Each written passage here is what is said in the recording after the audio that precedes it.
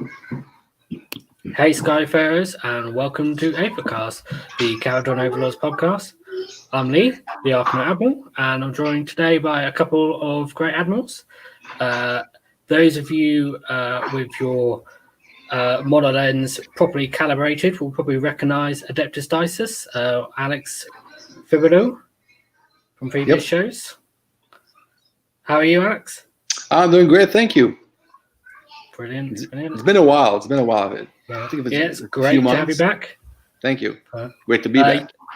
You've been doing a couple of shows with AOS Geeks, haven't you?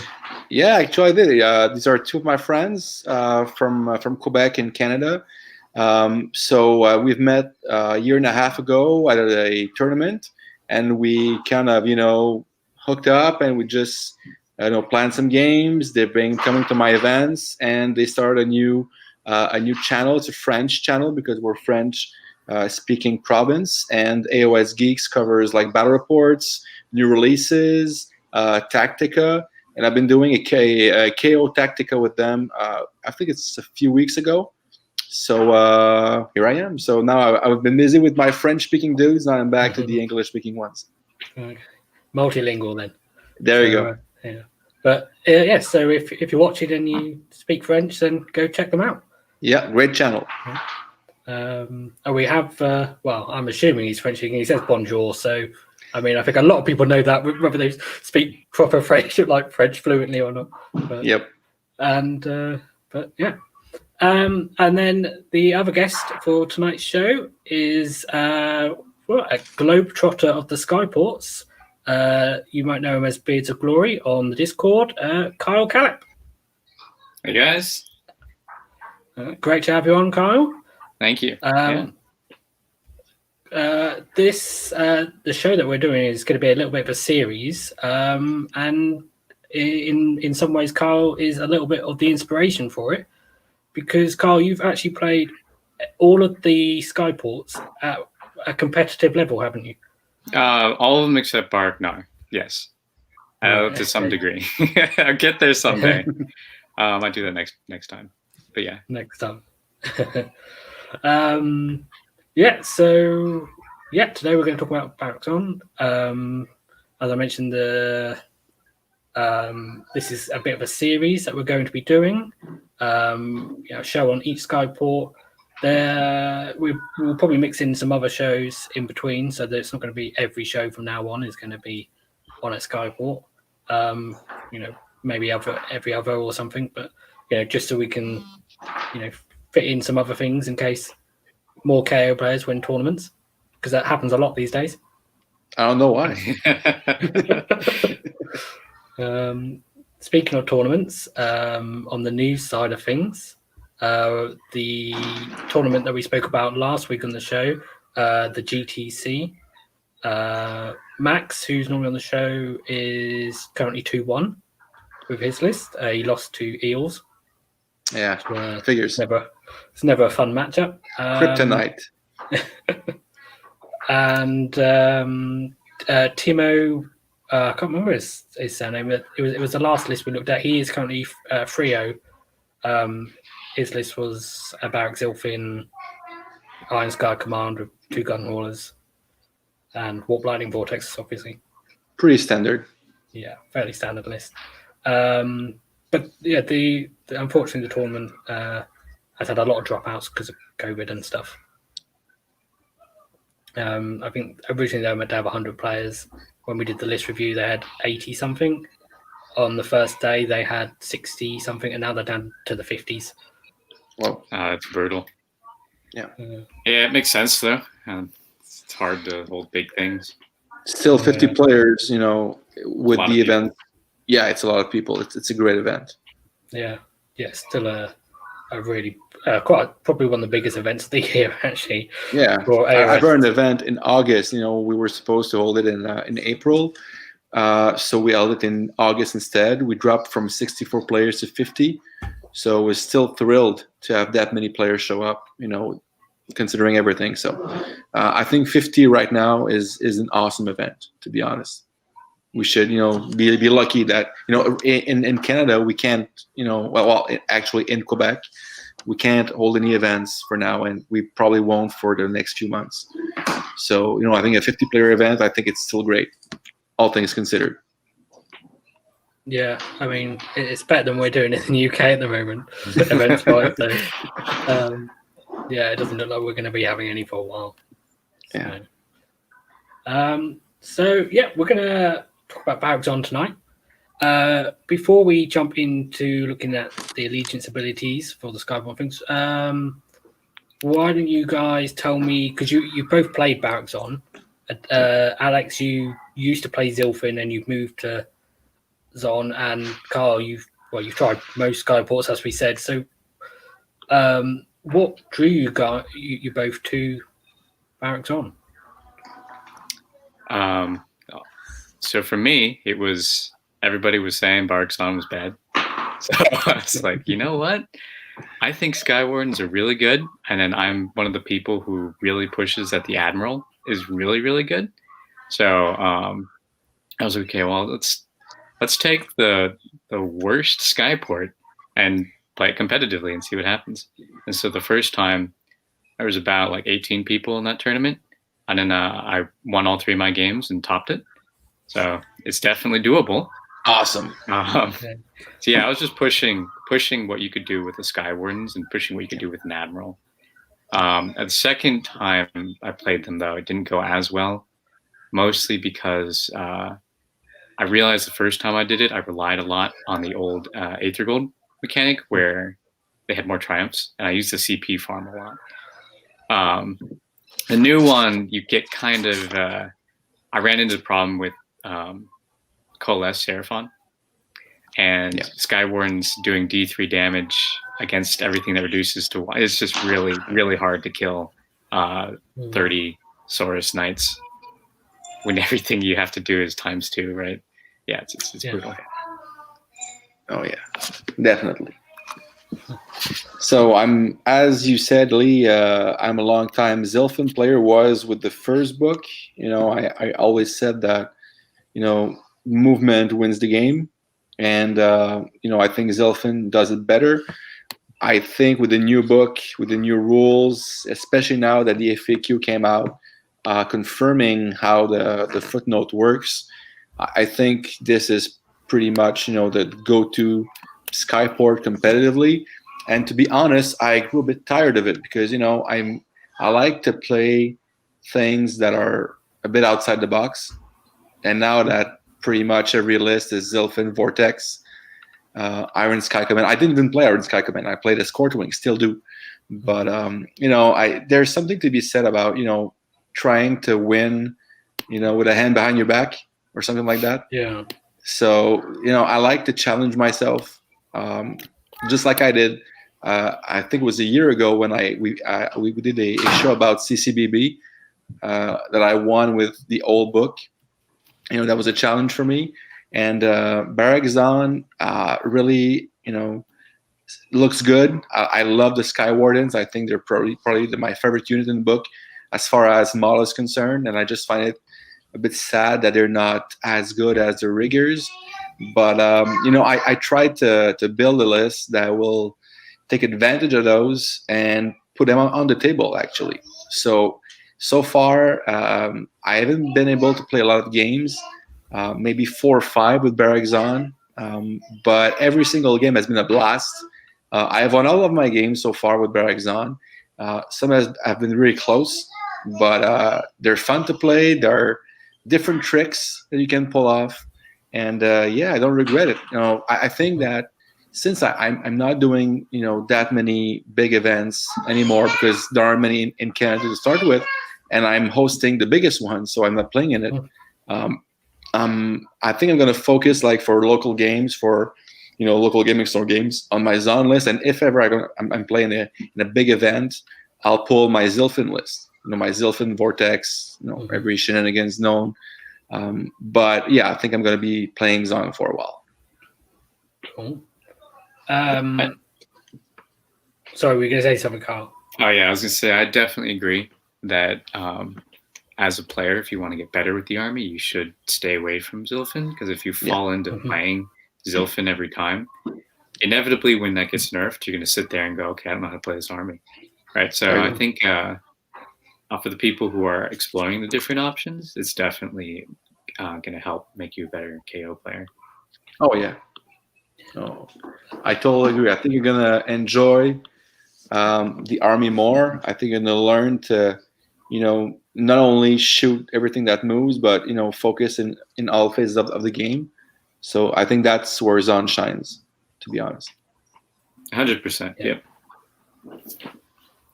And so, Carl, you touched on the fact that a lot of people say Zon is bad. Would you think it's fair to say that that's mostly a holdover from the last book? Kind of, but yeah, because most people will look at Skywardens and say they're bad. Mathematically, they do come out worse than Engine Riggers unless you take Escort Wing or Zon. And then, even when you take Zon, it's like, okay, well, I have to still charge. And we have no retreat and charge mechanics. So on the surface, it just looks bad.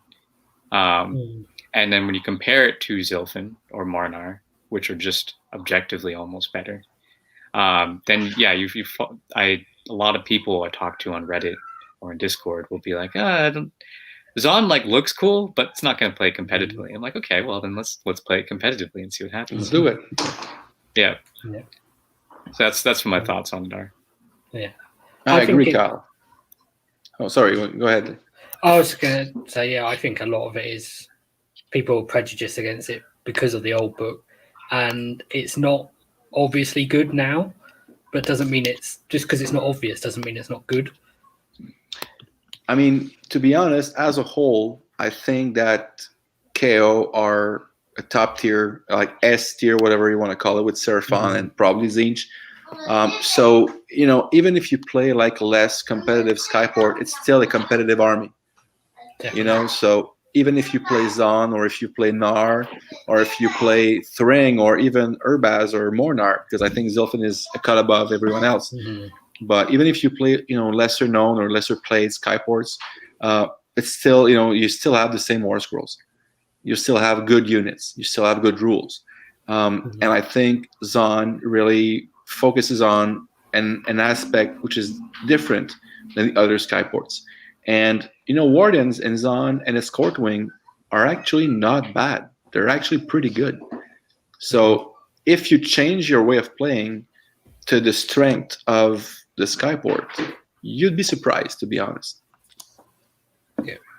And we talked about the math on Wardens a little briefly, just comparing them to Engine Riggers, and I think the truth is they're not that much different. Like, in general, outside of Zon and Escort Wing, they are objectively worse, but they're not, a large amount worse. You're talking about marginal numbers mostly.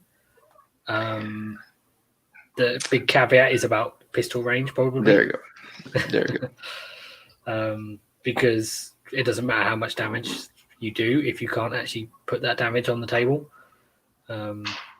Make those pistols an inch, like a 10-inch range. Yeah, that would change everything. Wardens would be seen on probably a lot of battlefields. Definitely. Because of that 9-inch, they're not. Yeah, that's pretty brutal. Yeah, just to unpack that for newer players, the reason we say that is because of if you fly high, you have to land more than 9 inches away.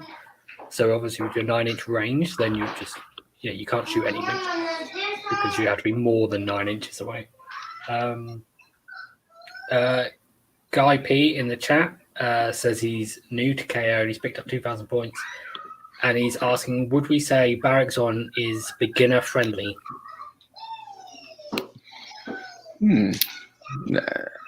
Actually, I don't know. So I think there are two ways you can play this arm. I've done it two different ways. So I think if you play it like you're playing Urbaz, where you take Escort Wing, you take 3 different groups of 6 Skywardens, you take 3 gun haulers. This is something you can do with the 2 Star Collecting boxes and 1 Aether War box. That's why I always argue this, is that you can play the other Skyports. If you do that, That's around, I think, 1,500 points or something.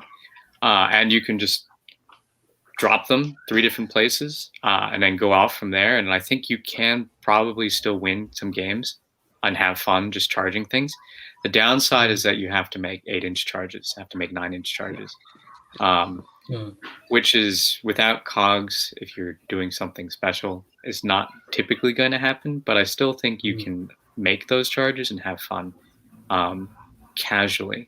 Now, is it the best out of the 6 to start with? Probably not. You could also do start with frigates and then do Iron Sky attack, but yeah, it's a bit harder. I would say it's, you know, to have fun, it's probably medium level. To play it competitively, it's definitely hard. Yeah, I agree. Because, you know, usually the internet wisdom says that if you buy Sky Riggers, you're gonna, you know, build in like Endron Riggers. So if you build them like Skywarden and you play Zon, and you're probably gonna be disappointed with the army, because you, as Kyle just said, you know, you rely on long charges to make them work. There are nifty tricks, of course, but I think like a beginner, because I see Kramer Corp in the chat, what do you recommend for beginners? I think if you want to still have friends and still learn the book, I think Urbaz is a pretty, you know, easy Skyport to begin with, because you play with the Aether Gold mechanic quite a lot. You have your choice of artifacts. You have usually your choice of command trait, and it's a pretty standard, pretty streamlined Skyport, while being a competitive Skyport. So yeah, Zon, I mean, every there's not a single beginner-friendly Skyport, I think. If you want to learn the faction, if you want to learn the army, I think they're all pretty, you know, easy to learn.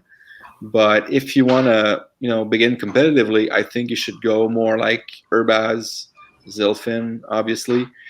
But yeah, every Skyport can be challenging. There's no magic answer. I think KO as a faction is pretty easy to learn, and, you know, having some results early on the battlefield, because, you know, with all the rules, you know, the flying high and everything, and you're gonna shoot stuff. You're gonna kill models, so you're gonna have fun. You're gonna, you know, you won't get table without doing nothing. But I think, just like Kyle said, I think Zon is more of an advanced faction, maybe, to learn and master. That'll be, I think, the gist of it for me. Yeah, and a good point about Urbaz is, because you have the extra Aether Gold, you have a safety net if you make mistakes, because you can use it to reroll saves. So yeah, and because if you are new, you will make mistakes. I mean, no one's perfect, so yeah, that's a great thing about Urbaz. And you're encouraged to actually use the gold. You're playing something else, you might forget it exists. Here it's like, oh, if I'm not using the gold, I'm not using the Skyport. Like, you know. There you go. Of course. But yeah, so Urbaz, just because the start collecting box will get you there. But yeah, let's go back to Zon. Stay on target, guys. Yeah, well, that's something that we're not good at doing on this show. We're always going off topic. But so one other thing before we look at the allegiance abilities that I've been thinking about with Zon recently is that with Fly High, there's an inherent flaw, or not necessarily. Well, flaw might be the wrong word, because it's obviously really powerful. But there are ways your opponents can play around it if you rely on it too much, which is that they can just put one model on an objective, and if they're within 3 inches of the objective, then you can't land because you're 9 inches away on the objective at all. And then if you shoot them, then you definitely can't charge onto it either. So to get onto objectives, I mean, obviously Zilfin, that once per game Fly High in the hero phase means that you can do it, but it's once per game. So I've been looking into taking cogs or Bound Chronomantic Cogs instead, potentially. And then if you're looking into a list for charging, then Zon is almost an obvious pick because you get bonuses when you charge. What do you guys think of that? I don't know if I explained it very well. Yeah, I mean, I think the two weaknesses of KO in general is playing against an army that has board control, that can limit where you land, that can dictate actually where you land. You know, like a Nighthound army or Skaven or everything that's a lot of models, goblins, stuff like that. And of course, we can shoot people off objectives pretty easily. But to take the objectives away from the enemy, we don't have a lot of units that can do that reliably. So we rely on, usually Andron riggers to, clear objectives and then charge in, steal the objective, or in Zon, mainly wardens, because on the charge they're mathematically better than their counterpart and the riggers. So yeah, I think that's a nice way of playing. I think every list should have multiple units of riggers or wardens if you're playing Zon, just to have those units that can clear and steal objectives quickly instead of shooting and then on the next turn stealing the objective. So that's, I think, the goal of the Sky Riggers in our army. So in my case, I am playing against a lot of people who play against KO often. Part of it is because I play KO often. So what it turns into is that people have this assumption that, I need to start screening. I need to stand on terrain so I can have bonuses, AC bonuses. Or not AC, what do we call it? Saves. And so when you're playing Zon, at least the way I play Zon, I don't actually fly high. Cogs gets me that 14 inches of movement or 12 inches of movement. And then I can make those +3 charges, +4 charges. So what I have, my experience typically is somebody will play as if they're expecting me to shoot them.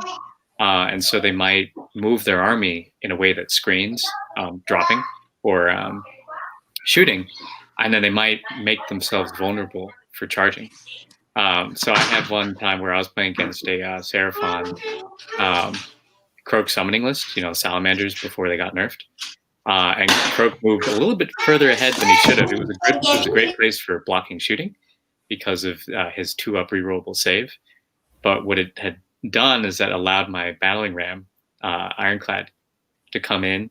And I rolled a 10 after rerolling it, +4 to that charge, so it was a 14. And I got 9 mortal wounds off of that charge on the 4-ups. So, killed all his Saurus guard that were around him. And then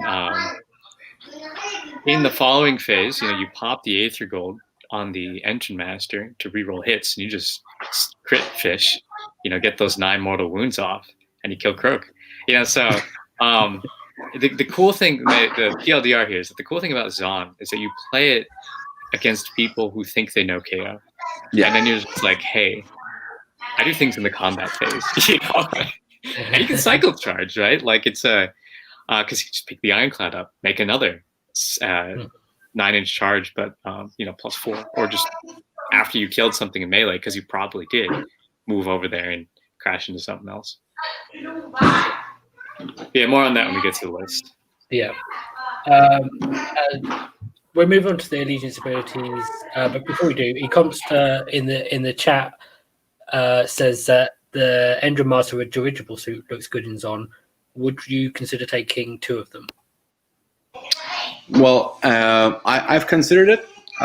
Looks good in Zon, yes, but the charge bonuses don't really apply to him because the +1 to wound, he already wounds on a 2-up.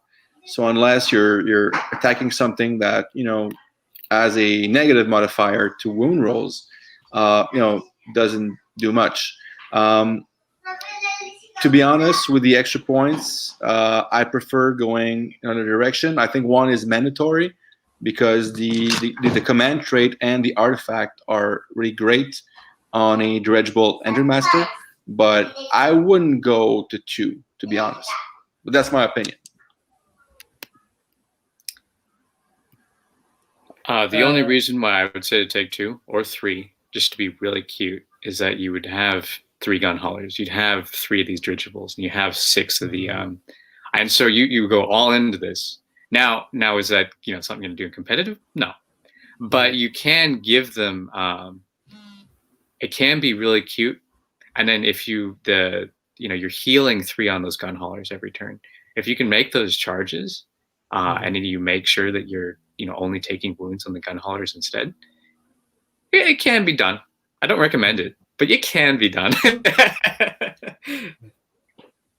There is another thing you could do, which is if you wanted to go full meme, and it's not competitive really, is you take 3 of them in Iron Sky Command and Brock Grunson as well, because you can fit him in the battalion and then just charge with all 4 of them. Yeah. For one fly high. But yeah, I don't think that's competitive. It would just be a meme. It's not. No. I don't think so. Especially not when you can't give them artifacts. Like there's kind of an argument if you can give the 3-up ignore magic on one, and then you give the warlord trait on the other. Then you have 2 dudes who are not dying to anything. But you can't unless you take a battalion. And like, are you gonna take Iron Sky Command? You're running out of points quickly there if you're doing this. So that's a good question. Yeah. I mean, I'm going to move on to the next slide because we're referring to these things anyway. But one of the big things about Zon is the command trait and the artifact of power, which makes one Endra Master with dirigible suit really good. But the second one is not going to be getting those. So yeah, these are the allegiance abilities for Barak Zon. You obviously also get the standard KO ones of Aether Gold, and then you get these as well. So the first one is these not word. You add 1 to wound rolls for attacks made with melee weapons by friendly Skyfarers. The melee charge move in the same turn. Plus, as well as that, you add 1 to hit rolls for attacks made by melee weapons of Skywardens that made a charge move in the same turn. So this obviously buffs Skywardens more than any other unit. It's a little bit misleading, in my opinion, because it looks like a buff for most other units, but actually it's not. Because a lot of other things you want in combat wound on a 2. So Endra Master with dirigible suit, they get that +1 to wound, but they're already wounding on a 2. So unless they're facing a negative modifier to wound, that's not going to do anything. Yeah, and that's when you regret, losing the 3 special weapons, 3 same special weapons for Arcanaut companies, but not for the Skyhooks, for the Sky Pikes. Yeah. So of course, but yeah, I think it's a great ability if you use, of course, Skywarden. It can be pretty interesting on Arcanaut companies. But yeah, I think it's this is what makes Zon, right? This is why you pick Skywardens. So my thoughts on it is, first off, a disclaimer: if you charge with a boat, it does not count as charging with the models inside. So even though you might think that the engine master with the harness has a 3-up, 3-up, he does not go up to a 3-up, 2-up just because you charged. So, Thunderers are the only other, out of the 3 units in this army, Thunderers are the only ones who will possibly get a bonus out of this, and they go to 4s and 3s. It's not really worth it. Skywardens are definitely like the only ones here. Arcanaut Company, if you Iron Sky attack with them, make them charge onto a point, you do get 3s and 3s. Now, these are no rend, 1 damage, 10 attacks, like 7 plus, your Sky Pike. Is it worth it? Not really. Most of my thoughts when you're taking Iron Sky attack is you're not charging to do damage. You're charging to score points on an objective where somebody was foolish enough to put 1 model on, right? Or to tie up a unit. Exactly. So don't look at this and say, "Oh, I'm going to take a bunch of Arcanaut Company." Arcanaut Company are skirmish infantry who shoot at range and then have a cute little melee attack. They're not melee gods. So yeah, that's my thoughts on the first one here. They're objective grabbers that any wound that they're going to deal in the whole battle will be bonus. That's pretty much it. Okay. Asmund in the chat asks if anyone has found show them you're still useful. So I think we're skip ahead to that one since he's asked about it. So show them they're still is the footnote for Barak Zon, which is once per battle in your hero phase, one friendly Skyfarer's unit that is part of a garrison on a sky vessel can leave that garrison and set up wholly within 3 inches of the vessel and more than 9 inches from enemy units. And I think there's really only one way you can use this,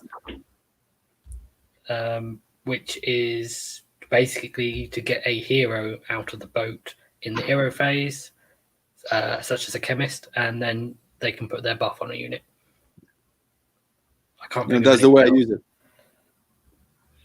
It can grant you extra movement if you need, like, to grab that objective, and you can't land because of distance or whatever. By disembarking 3, you can move and run, but that's stretching it at best. I think the only real usage out of this is, as you said, Lee, just using a character, a chemist, most often than not, to disembark, buff a unit, and that's it. So what was it? Is it Places of Arcane Power? Which one is the one where the hero has to move onto it? Yeah, this is the one. Yeah, that's the only. I think the only battle plan where you need to move a hero onto an objective, where you couldn't just hop out of it. So there's the other one, but yes, definitely using the chemist buff is what I use it for. Yeah, if you compare, like, footnotes, you have this one for Zon, and you have the Zilfin one. It's not even close to being on the same level of power. So obviously, I think this footnote for Zon is the worst rule or artifact or command trait. It's the worst allegiance or sub-faction rule that you're gonna have. I think Nar has some really bad ones. But I mean, yeah, of course, but I mean, the ones here. Ones. Yeah. No, that's another show. And there's a reason we're not doing Barak Nar first. That's going to be an interesting. You want to still have viewers after that, right? Okay. No, but the chemist buff is incredibly powerful, and I'll talk about that more when we get to my list. But yeah. Let's move on. Yeah, the Places of Arcane Power point is a good one because that's actually a very tough battle plan for KO. Yep. So to have a little bit of a bonus in that is helpful.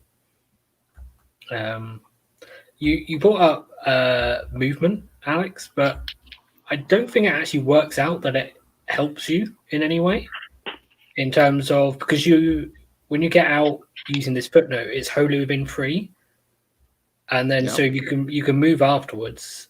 It's only if you run afterwards that you actually gain anything, isn't it? Because but if I'm not mistaken, the garrison rule, when you set up outside a garrison, you can't move at all. No, but you can get out within 6.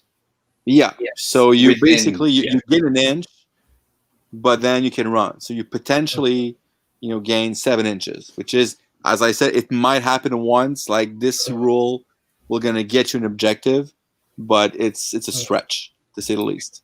It's really if you run that it makes a difference. Yes. The other thing, though, is that the 9-inch stipulation, if something else is on the point, is a huge issue. Like, otherwise, you could you could be engaged with something on the point. They could be base to you, and 3 inches behind them, you still have that 3-inch window where you can put something down outside of your boat because it's 6 inches. So in any other situation besides Places of Arcane Power, it's really, you can run. If you have cogs, you can move 12. Most of the time, you're just going to get further just placing your dude there.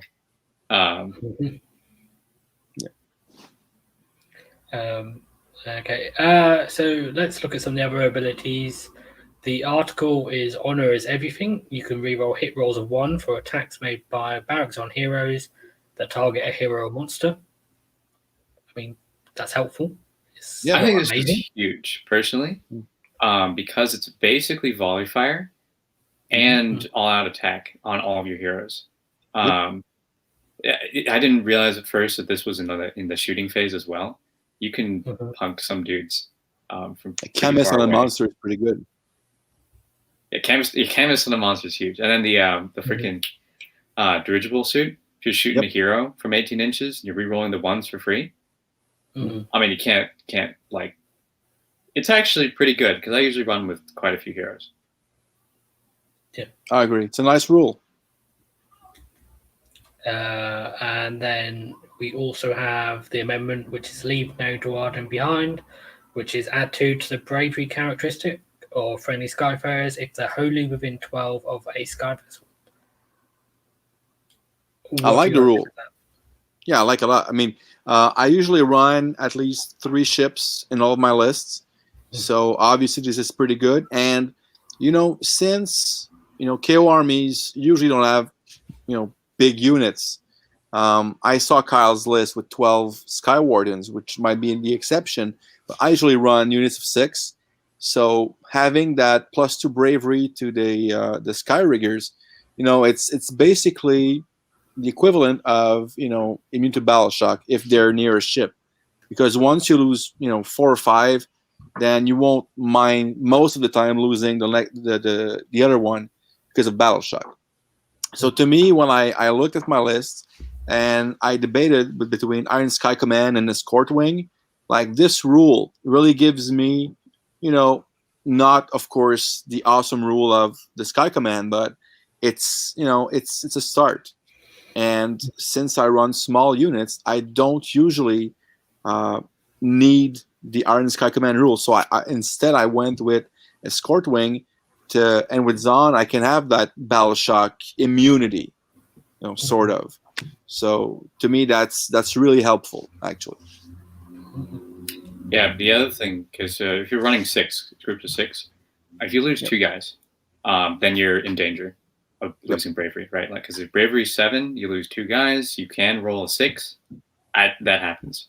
Or have some negative modifiers. Exactly, right. Now, if you have that gun hauler next to you at all times, which you probably should, especially if you're taking torpedo, it makes a huge difference. I don't use it personally, but I think it makes a huge difference. Yeah. It depends on which list you want to run. And since you run Iron Sky Command, you don't need it as much. The other thing about this ability is if you're going to, say, compare it to another Skyport, is if you compare it to Urbaz, where they basically say that you don't have to -1 from bravery if you use the gold. I mean, this is kind of doing that. In fact, it's better because you use your gold, but you're already +2 bravery anyway, so it's negating it, but then you're still higher bravery after you've used your gold than you would have been before. Not that Skywardens will actually have bravery Aether gold to use, but if you've got other units that could use it. Another thing is because it's a bravery characteristic, if enemy units have something that targets or does damage based on that, something like flares, for example. Terrorgeist. Yeah. It's a little bit helpful there, whereas Battle Shock immunity doesn't help there. No. +2 bravery will. Which is niche, but I'll take it, to be honest. Yeah. I'll take it. Yeah. So it's not an ability, right? You don't take Zon for this ability, but the fact that it's there, it's nothing. You're not going to complain that you got this little bit of a buff. No. It's a free buff, so. Yeah. Yeah. Asmund in the chat says that the first ability works inside the boat. Synergy, we finally found it, but it doesn't. As Carl pointed out earlier, if the boat charges and the units inside don't count. It means the article, not the. The article. The honor is everything. Yes, you can shoot with the admiral with his 3 up for a pistol, you can re-roll the ones when you're shooting out of the boat. Yes, you can do that. Typically, it's for the. I use it when I have an engine master in the boat, who I'm not giving Aether Gold rerolls. You know, the +1 to hit from the Admiral puts you on 2-up, 3-ups. Rerolling ones against the hero just basically means just go ahead and hit everything. So it is pretty good. And so the other things we haven't covered, we mentioned earlier, was the command trait and the artifact, which obviously you're going to be given to a hero. Command trait is Bearer of the Iron Star. So basically, the first time the general is slain, you roll a dice, and on a 2+, they're not slain. They heal D3 wounds, and any wounds remaining to be allocated are negated, which is probably the important part. That's really powerful. I love it. No, I can't think of a game where it hasn't come in handy. You know, I remember once I charged a Karkadrak charged me, it rolled for double turn, but because he killed the engine master and then he came back to life and he was stuck with him, you know, he wasn't able to attack something else. You know, this, I think, to me, it's not about the models still fighting. It's about locking things up. You know, I'm gonna charge your big Death Star unit. Well, I know it's your turn to play. He's gonna get killed, but there's a 5 out of 6 chances I'm gonna lock your unit up. So to me, this is really interesting.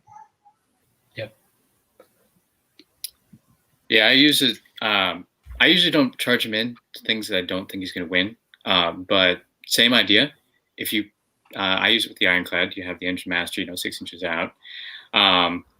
You place the Engine Master where you expect. I usually go first. I place the Engine Master where I expect they're going to come to me. This guy is basically the speed bump. I know that, if I get doubled, at least I have this guy here. He will die, never die in your own turn. He will die in their turn.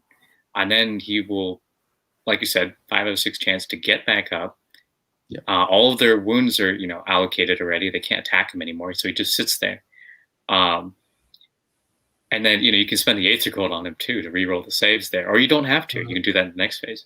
But the point is, if you can keep something there and then force them either to retreat so they can actually shoot something that matters, or anything.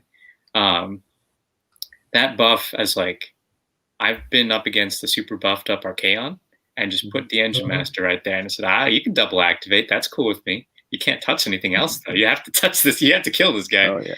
So you could lock up a 900 point unit that's been buffed by the other 500 points in the army, and just just this guy right here. I'm gonna shoot the rest of you off, but it's huge. This is one of the. I think this is one of the best command traits in the army. I totally agree.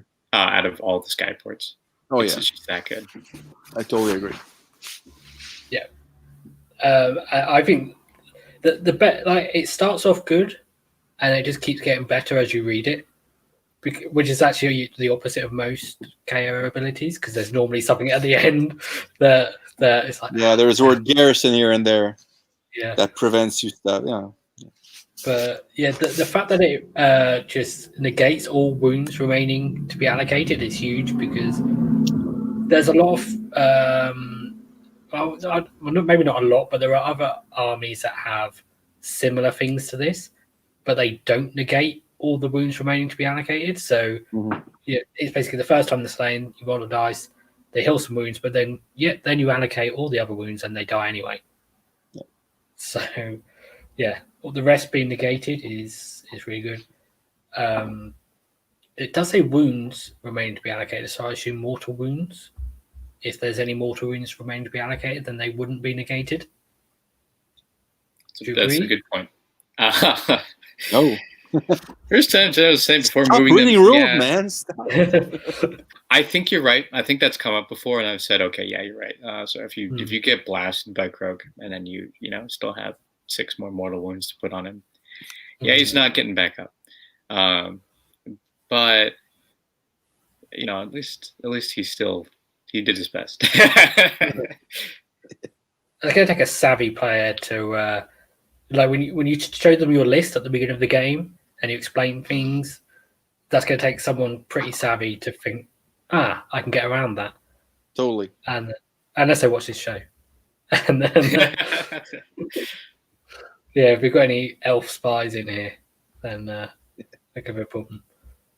But yeah, I love that ability. And then the artifact of power is the Aethercast hammer, which you pick one of the bearer's melee weapons, and then you add 2 to the attacks characteristic of the weapon, which is again really good. Yeah, straightforward, pretty good. Extra attacks for the dirigible engine master is always good. So I think it's a pretty good bet. Or the admiral, can be as well the admiral. Mm-hmm. Or even the harness master. I haven't done it before, but if you have 5 attacks and you reroll all the hits, fishing for 6s. You can get 15 damage. What? Right, 15 damage. 15 mortal wounds is within the possibility. You're not running a. If someone really didn't want to take an admiral, I would not. As much as it's really cool to put the Aether Speed Hammer on the dirigible, the thing about it is now that you have a really high priority target that does a lot, and I like using my dirigible as a kind of like a distraction card effects. Like, oh, here's my 200-point model. Go ahead and kill that. Now the secret tech is having the guy who's not coming back to life, but he has this hammer that just does a crap ton of wounds. Put it on somebody else, and then suddenly you have 2 really high priority threats. And usually the guy with the hammer, you can't kill him because he's in a boat. Yeah. So that's interesting. You mentioned about fishing for those mortal wounds with him, but of course, if he's targeting a hero or monster, he's rerolling 1s as well, which just ups your chance of getting those mortals. Yeah, but if you use your ether gold to roll hits, I think the triumph says reroll hits, not failed hits, right? All hits, you can choose. You can just do it. So if you're hitting on 2s, reroll everything. There's no point not to. Yeah. Yeah. But yeah, if he's already used his gold, say if you use it to keep him alive, and then someone charges the ship and he's in it, they remember that you've got stuff inside the ship because people often don't. You say you use the gold to keep him alive. That the fact that he's always rerolling 1s to hit against heroes and monsters. There's a more chance of getting those mortal wounds as well. Yeah. I do argue that, as fun as that is, I always put it on the Admiral just because of consistency.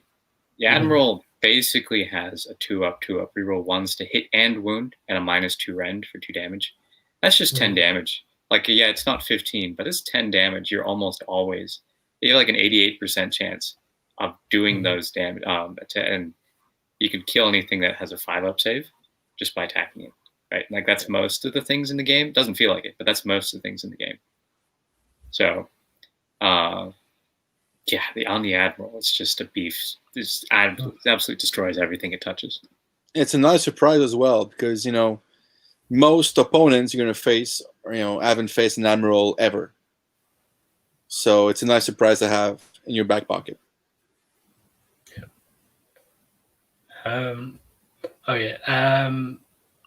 It's always nice to have a little bit of surprise that they won't be expecting. Yep. So let's talk about what these abilities are really incentivizing. Obviously, Skywardens, because not much else benefits really from the charge ability. Would you agree to that? We mentioned briefly Arcanauts, but you don't bank on them though. Yeah, with caveat. So it's also really encouraging a melee hero, because of the the reroll 1s, which does work in shooting, because of the fact that they are survivable, and because you get that the +2 attacks on a melee weapon. It's really encouraging, to have a strong hero. And then obviously if you want to take Skywardens and then it's encouraging a strong hero, then it does kind of make the obvious pick, the Endrin Master with a dirigible suit as a general. because Zon is a skyport that doesn't unlock extra battle line units. So you have to run 3 Arcanauts or have the dirigible Hindermaster as your general to unlock more battle line options. Yeah. So would you say he's an auto pick for your general? I would say so. I mean, the only time you wouldn't do it is if you really went into Iron Sky attack, and he just took 3 frigates and 3 or 4 frigates with a bunch of Arcanaut Company. Yeah. You could do it. You could make that a 2-drop list. Take 3 or 4 frigates, a bunch of Arcanaut Company, and then take a Harness Master, put them in a boat, and just run them up the board. It'd be 3-drop. I think you take a Chemist with some Bound Cogs, and then you just move them forward. That's what I would do. That's the only time you're not going to take a dirigible as your general, I think. Fair enough. So is there anything? Oh, we've mentioned Cogs a few times. So, because obviously it's encouraging charging. So, do you think either Cogs or Bound Cogs is also an auto pick? Or do you think you can play it out? I think so. The thing you remember is that we can cycle charge really awkwardly, but if you have a gun hauler next to your 6 Wardens, you can always pick up those 6 Wardens, drop them somewhere else, and then make your 9-inch charge +3. If you're taking the sky hook and +2 cogs. So you definitely want some way that's going to make those 9-inch charges not so brutal. On top of the fact that you're taking Skywardens, you have 9-inch pistols. So the thing to remember here is that you'll never be able to shoot something turn 1 if you go first, because your 12-inch or 14-inch move plus 9 inches of shooting is 23. You're always going to be 24, except for that one battle plan where you're 18. I think it's more than one, actually. You have a few battle plans that, I think there are 3 or 4 that you're 18 apart. Okay. That's very, very rare. But you're most of the time you're not going to be in range in that first turn for shooting. But also if you're going second and you have the 14 inches, you can actually move 2 inches back, 3 inches back, and still be safe enough to move forward that you're going to make that charge and shoot. It's going to be okay. Yeah. You can't bank on getting the battle plans where you're 18 inches apart in a 5-game or 3-game tournament. No. At least, I would say at least 50% of them you're going to be 24 inches apart. Mm-hmm. And then depending what you're playing against, they might not deploy on the line anyway. Yeah. Carl, you raised a good point earlier about if they're expecting shooting, because you're KO, they might put screens on the line anyway. Mm-hmm. And then put everything as far back as possible behind the screen. But then you're hitting a screen. Do you guys think there's any play with Zon with basically trying to countercharge and make your opponent go first? I do it a lot. I do both. I think going second, I really like going second most of the time. Especially if there's no real danger, because we can obviously. Well, I know I'm playing like small Warden units. I know Kyle is playing like a big 12-man unit. So that being said, I can corner deploy, and just give my opponent first turn, or don't care if I go first or second, because it won't change anything. So that's something that I have in my back pocket. Obviously, setting up counter charges is a great way of playing Zon. That's for sure. Yeah, I start out of the line with my list, so I have to, knowing your opponent is huge. If you're going to play my list, you have to know what you can and cannot do. Yeah. The 14 inches of move plus your +3 to charge, you're 24. You have to make a 10-inch charge. You have +3, so you're rolling 7. You're statistically average likely to do it with a reroll. So there are a lot of times where I will take the first turn if they have presented something, like they'll put a hero right on the on the line because they're thinking that I'm gonna, give them the first turn or something. So there are situations where you're gonna want to go first. If you are doing the gun hauler split, definitely go second. I don't see any reason why you want to go first in that case. But yeah. Cool. So do you think we're ready to look at a list? Yeah. Is there anything we've missed or? No, I think we're pretty on track. Yeah. Okay, let's have a look there. I can't remember which one we put first. So, this is Kyle's. Kyle's yeah. First. Okay. So do you want to talk us through it, Kyle? Sure. Well, I'll start off with the heroes. As I said earlier, I take the Engine Master with the dirigible suit. He's the general with the Bear of the Iron Star. I use him to unlock the Skywarden battle line, as well as the Engine Riggers, which is actually super important here because that's going to be my second battle line. But so what he does is I use him exactly as how I said, is that he can deploy off of the, if I'm not going first, I can actually keep him 6 inches away from my ironclad and then screen for people who also have null deploys. If you have something that's going to drop behind you and you can't get the 10 Arcanauts in a great position, you can put the one Engine Master far to the side and then screen that 15 inches off your boat if something shoots less than that. So that's pretty huge. He's just indispensable. Oh, we lost our guy. He's gone. Good job we're talking about your list at the moment, not his. Yeah. I'm sure he'll be back in a second. And so the Arcanaut Admiral, as I said before, this guy is indispensable in my list. We get a lot of complaints that the Admiral that doesn't look like he does anything because he's got like a 4-inch move. His shooting weapon is absolutely horrible. And he's a melee lord in a shooting army. So most people are like, what's going on here, right? The thing is, for 1 CP, he buffs 50% of your army because I have a lot of people inside my ironclad. He gives +1 to hit, and you could do this multiple times. If you wanted to get your ironclad and the Arcanauts inside to twos to hit, you can.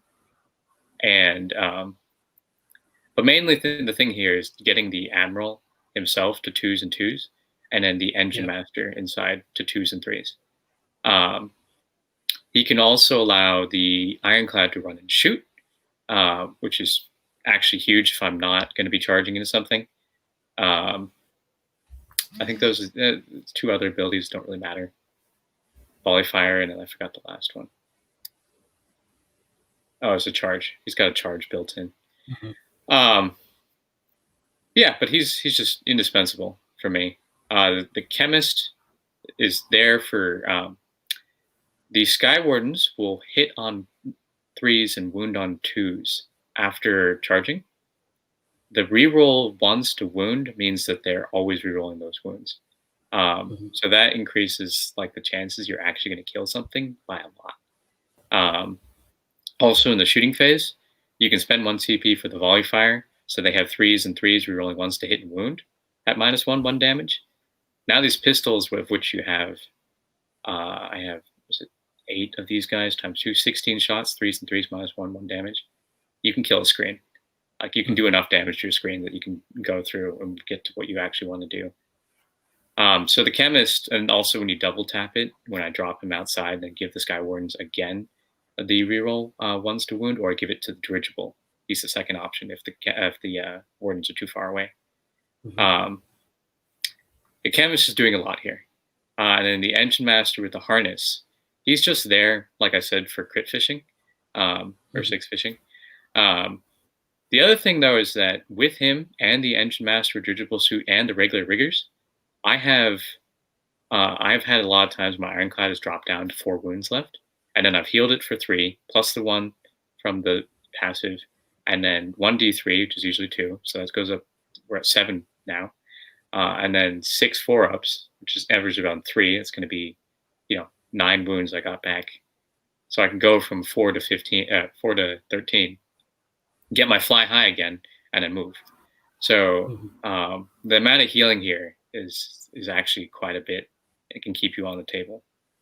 And then finally, the Knight Incantor. The reason why I'm going to the Knight Incantor instead of the Lord Exorcist, is that the one that's 90 points? Yeah. Yeah. Yeah. It would be, you'd save 40, 30 points. But the thing is, the Knight Incantor has the Navigators, basically the orb that allows you to dispel. And most of what's dominating the meta right now is Seraphon and Tzeentch, right? And so like you have to think to yourself, what is currently happening? Kairos will summon Spell Portal and then use his 18-inch plus the 12, so like a 36-inch range on his gift of change or whatever. It can blow something up. He always will cast it because there's no chance he's going to fail when he takes the lowest dice and makes it the highest. So he'll blow up one of your heroes and deal 6 mortal wounds to it and turn it into a chaos spawn. You don't want that to happen. You don't want to get hit by Demon Fire Rift with all your guys in the boat. You don't want to get hit by Gemnids when all of your guys are in the boat. Although endless spells are less, you can't take as many as you could before the 2020 GHB. The amount of spells that you have to worry about when you're playing KO, because everybody is going to be in a close range and those endless spells are just going to destroy you, I feel like you really, really, really need some sort of dispel. So that's why I take the orb. I've also been hit by a comet. Yeah, so it's like if you're playing against someone else who has Warp Lightning Vortex, you need something. You need something. So you can play Zon where you split out. You have nobody who's like in an area, but I need to have the dispel, and that's why I have the Knight Incantor. And I can't stress enough how important that is. I think when people start playing a lot more tournaments physically, they're going to see more of what I'm talking about. Is like these top tier lists are really going to be pushing these endless spells that you just can't, like the bound spells for Seraphon. Endless spells are balanced in the sense that if you don't get double turned, you can move. I would say like, I'm getting double turned. I can move your Gemnids over your own army. Seraphon bound Gemnids is like, not only are they double turning you, they also double tap you with the Gemnids, and then they drop -1 to hit and -1 to wound off their Seraphon Starcaster or whatever. And so, whatever you had just has -2 to hit and wound, and then so you need something. So yes, those are all my heroes. Battle line, Arcanaut Company. I always deploy these guys outside when I start the game. Same with the Chemist. Always keep your Chemist and your Arcanaut Company outside of the boat at the start, unless somebody has really long-range sniping and they're going to pick off your Chemist. In which case, maybe put them behind your boat. Just make sure you're not being stupid about how far away. But the Arcanaut Company around the boat, 6 inches off, gives you a screen that will stop deployment, people deep striking you. You need to screen for your Skywardens somehow. You can't have somebody dropping 9 inches away and then hitting you when you're not expecting it. So that's why this Arcanaut Company, especially with the Iron Sky Command having the Nor Battle Shock, if you get hit by something, just take them off, spread out from each other. Do not take them down in a line because you don't have to worry about cohesion until you get to the battle shock phase. If you get charged by something, you're going to want to have one dude standing there rather than having left that space open. So there's some really, really cool things you can do with these 10 Arcanauts. And then, have them stand on a point if you need them to later. The 12 Wardens are really like the most like, what the hell is this guy doing in this list?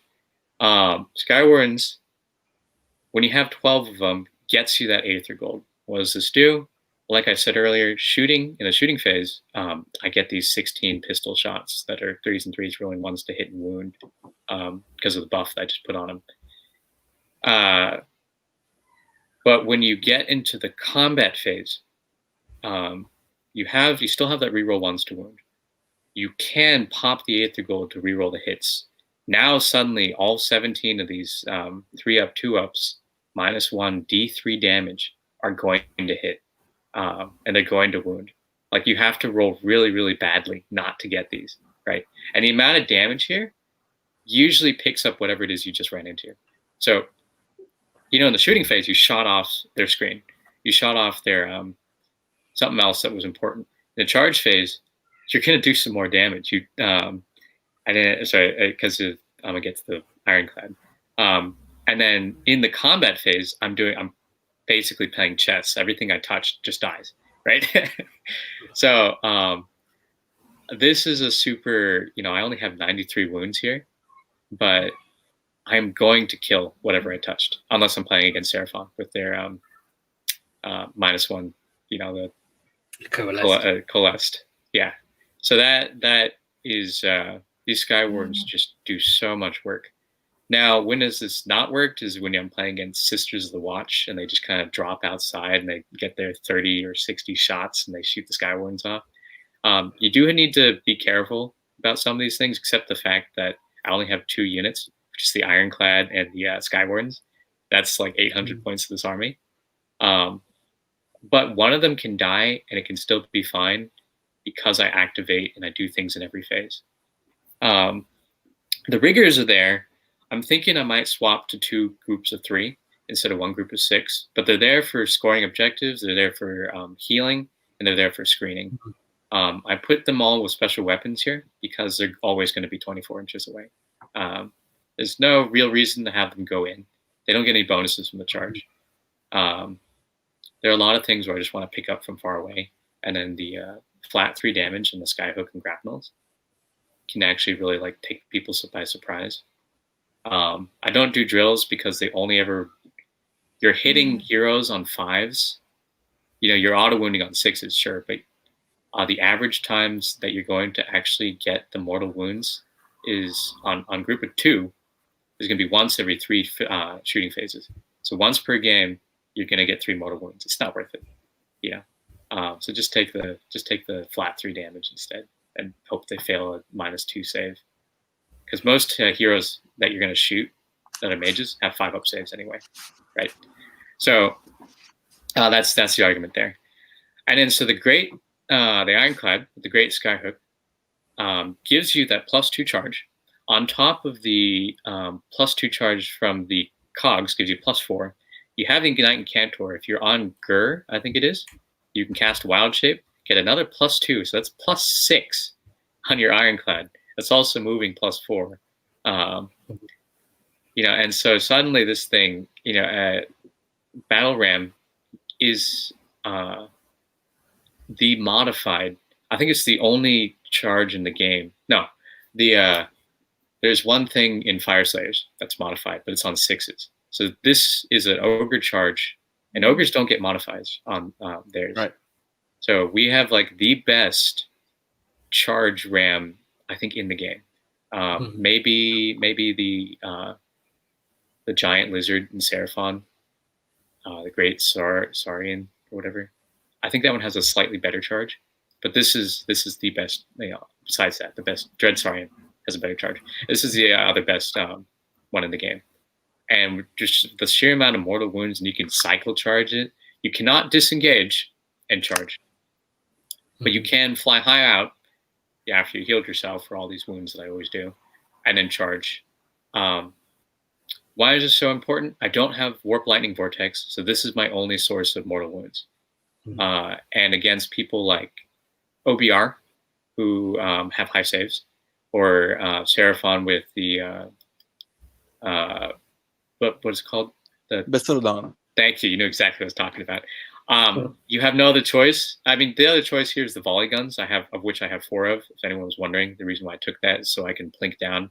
I have the, what was it, 48 shots at 4s and 4s, hopefully doing the 2 wounds that I need in order to reduce that damage, so I can actually rend them.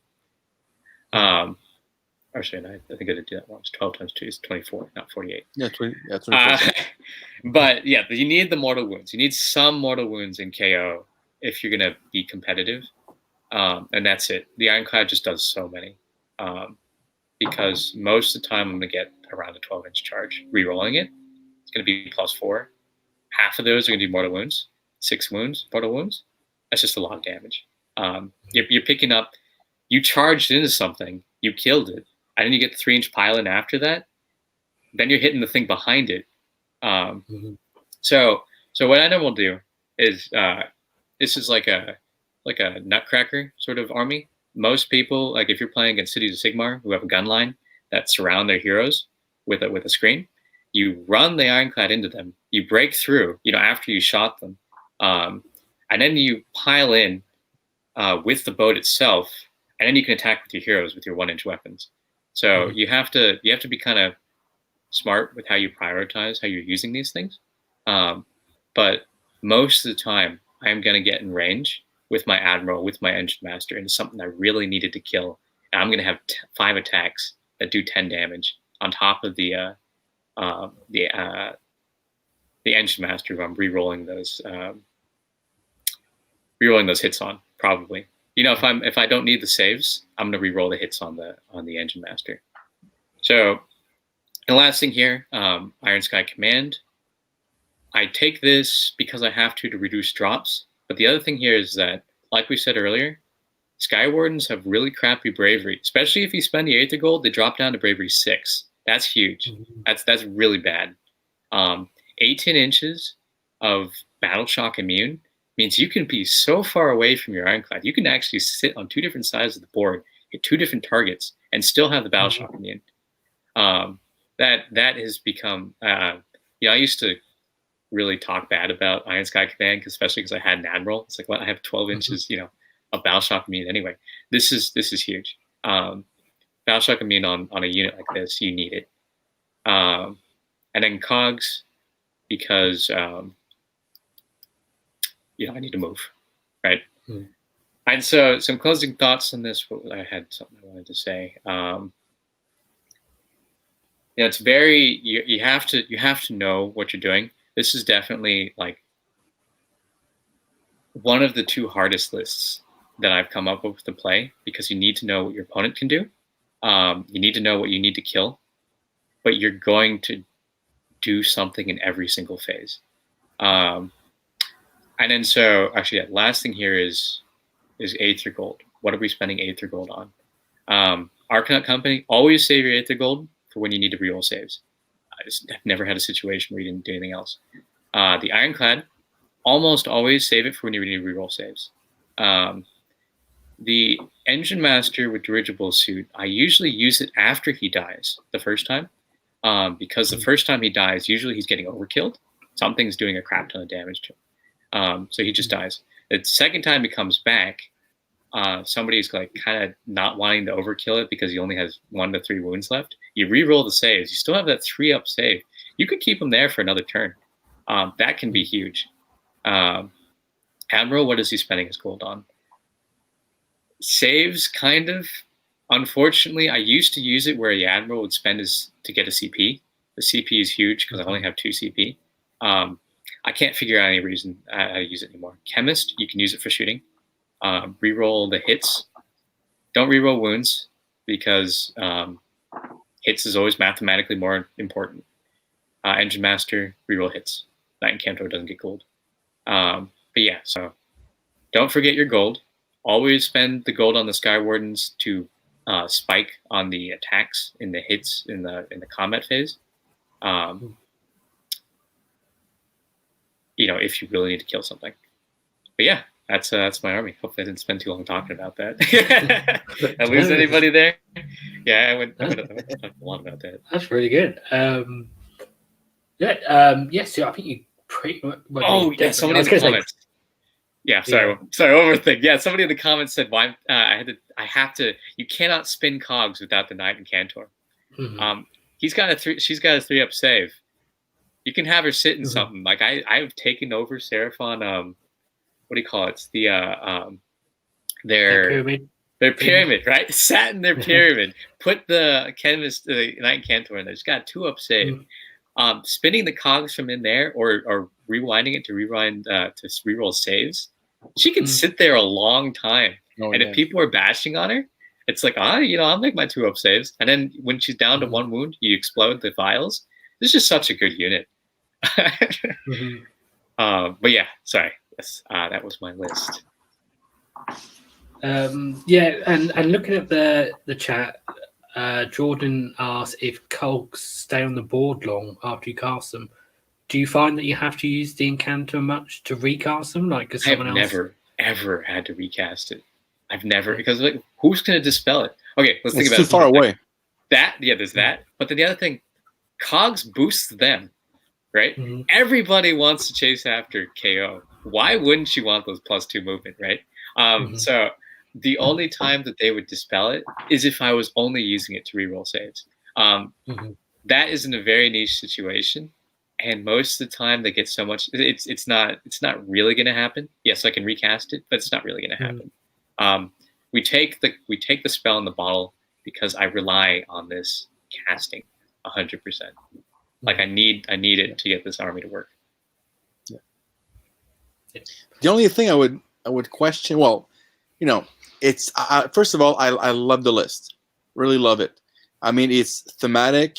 Everything has its use, which is something I like. It's not my style because you have two big units, the Ironclad and the Wardens. So you're vulnerable to any mistake you're gonna make, right? Which is as someone in the chat asked earlier, this is not a beginner's friendly list, and that's perfectly fine. I'm having, I'm trying to think here against Lumineth. What's your game plan against those Sentinels? Yeah, I actually had. So I mean, I found out Sentinels only have one shot each. I thought it was much worse than that. They can reroll. They can do a crap ton of mortal wounds, but they can only kill one target. At the end of the day, they can only kill one target. That's all they will do. If all the Skywardens die, I still have the Ironclad. It's going to kill a lot of things because although in a situation I've actually played against Lumineth with this list, and didn't I lost my chemist, unfortunately. He got sniped off the board by all the mortal wounds. That's what I was talking about. Be smart about where you put this guy. Now, what was I going to say? If they go heavy into Sentinels, they don't have a lot of other things. If your Ironclad taps them in melee, they'll kill 20 dudes easily. If you get there, right? With a -1 to hit? So the really, really horrible thing about Lumineth is that they lose the -1 to hit if you kill one model. Well, it depends. Yeah. Yeah. If you kill an odd number of models, right? Yeah. When you charge into them, they don't have the -1 to hit. You have a 50% chance to do an odd number after dropping, and then you have to drop bombs as well. At any point in this at any point where you finish doing damage to them, they drop out of here, they're going to lose their -1 to hit. So that goes away. I've never actually had that a problem, except the first time you shoot something. And what if the Sentinels shoot your Ironclad? If they shoot the Ironclad instead,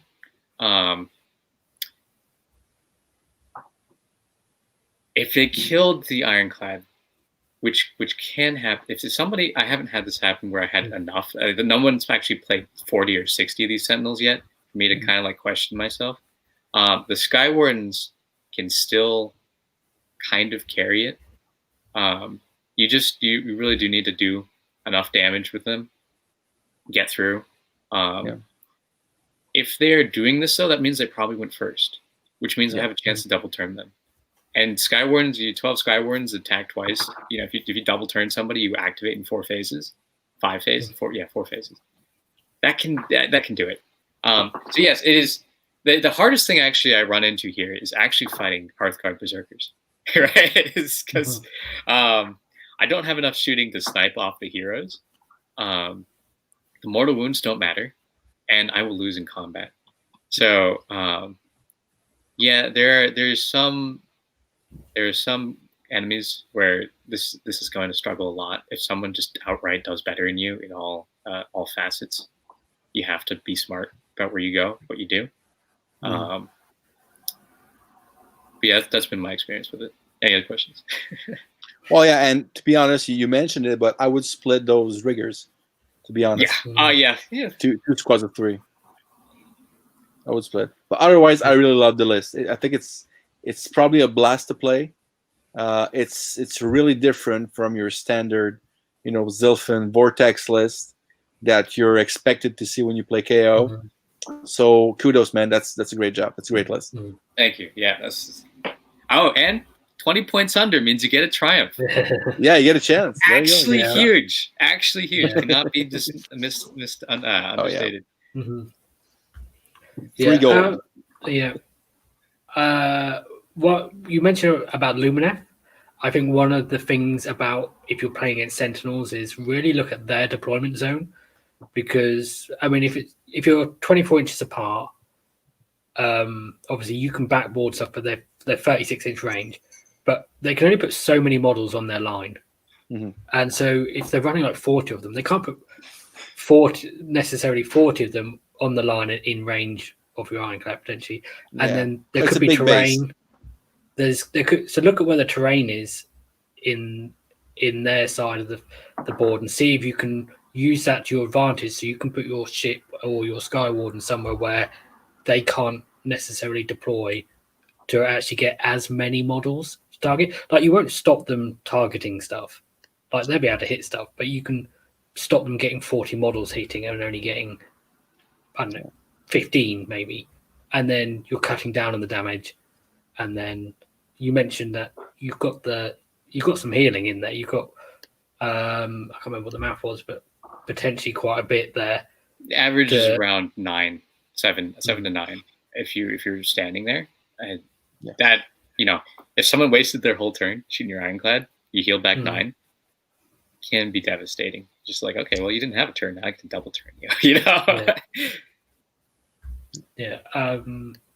I would worry more about just losing all your Skywardens.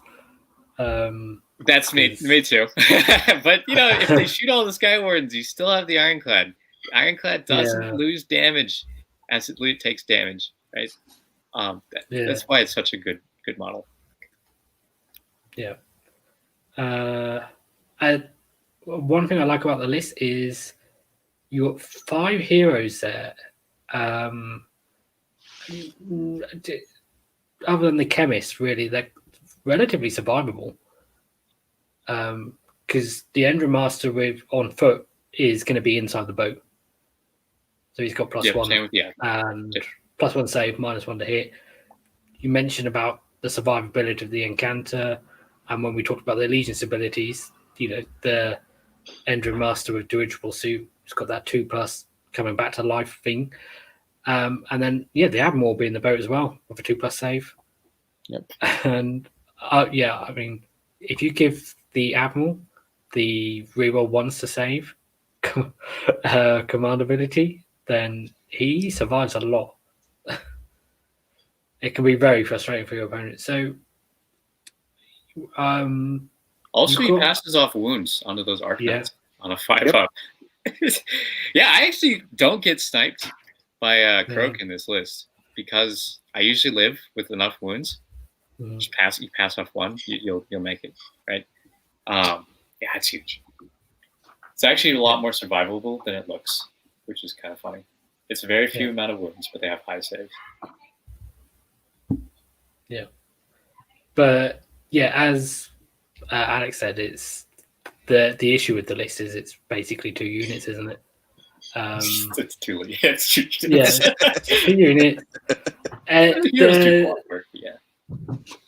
So it's your opponent's got some easy decisions on what they target because it's one or the other. But then that's where it's important when you explain how you're using things like the Endrin Master with dirigible suit, a speed bump and stuff like that. I think that's pretty much all I had to say about it. You covered everything when you were talking through it. So, Alex, do you have anything else to add? You already.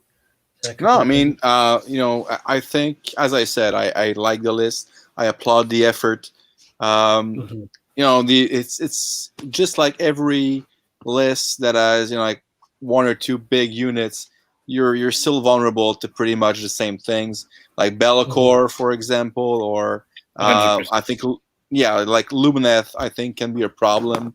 Because armies that can remove one of that unit per turn, or pretty much make it useless or close to it. That's why it's not my preferred game style, for example. But I think it has its strength. I think I like the leader or the hero heavy list with everyone as a purpose. I think the engine harness engine master is underrated. I think it has its uses. I think the admiral, with the Aethercast hammer, is an awesome idea. So I like it. Just like every list that is a bit different, you can surprise people. You can pull off nice tricks, but you might get a matchup that you just can't win. But I think it's a really solid list. I really like it. Cool. Right, so let's move on and have a look at your list then, Alex. Yep, so exactly. Do you want to talk us through it? Sure. So it's a different play style, obviously, than Kyle. He went with Iron Sky Command. I went with Escort Wing. It's my go-to formation. I know there are a lot of debates about which one is better. I think these are the two best KO battalions. I just like the Escort Wing more because it's basically a lot of free CPs every turn, right? So that to me is worth something. So to start off, I got two heroes. I got the Engine Master with Bird Iron Star and Aethercast Hammer. I got Chemist with Bound Cogs. I tried the just like Kyle did with the Knight Incanter as allies, or was it the Lord Exorcist? I think I played. I'm not sure. I can't remember. But so I had the regular Cogs, but now with the Bound Cogs, I don't have to carry that wizard. But I agree with Kyle that I think that Dispel in your back pocket can be interesting, or the ability to recast the Cogs if, for example, you lose it. But so far, I've been going with the Chemist. I got a 20-man Arcanaut company just to be able to screen the whole army. That's the main purpose. That backline unit that can capture multiple objectives. Having more bodies just to withstand battle shock if I'm too far away, because I'm not playing Iron Sky Command. So that is a pretty standard unit. 2 units of Wardens with one Skyhook for that +1 charge range. Same thing with the Riggers. I could have gone with 3 units of 6 Wardens.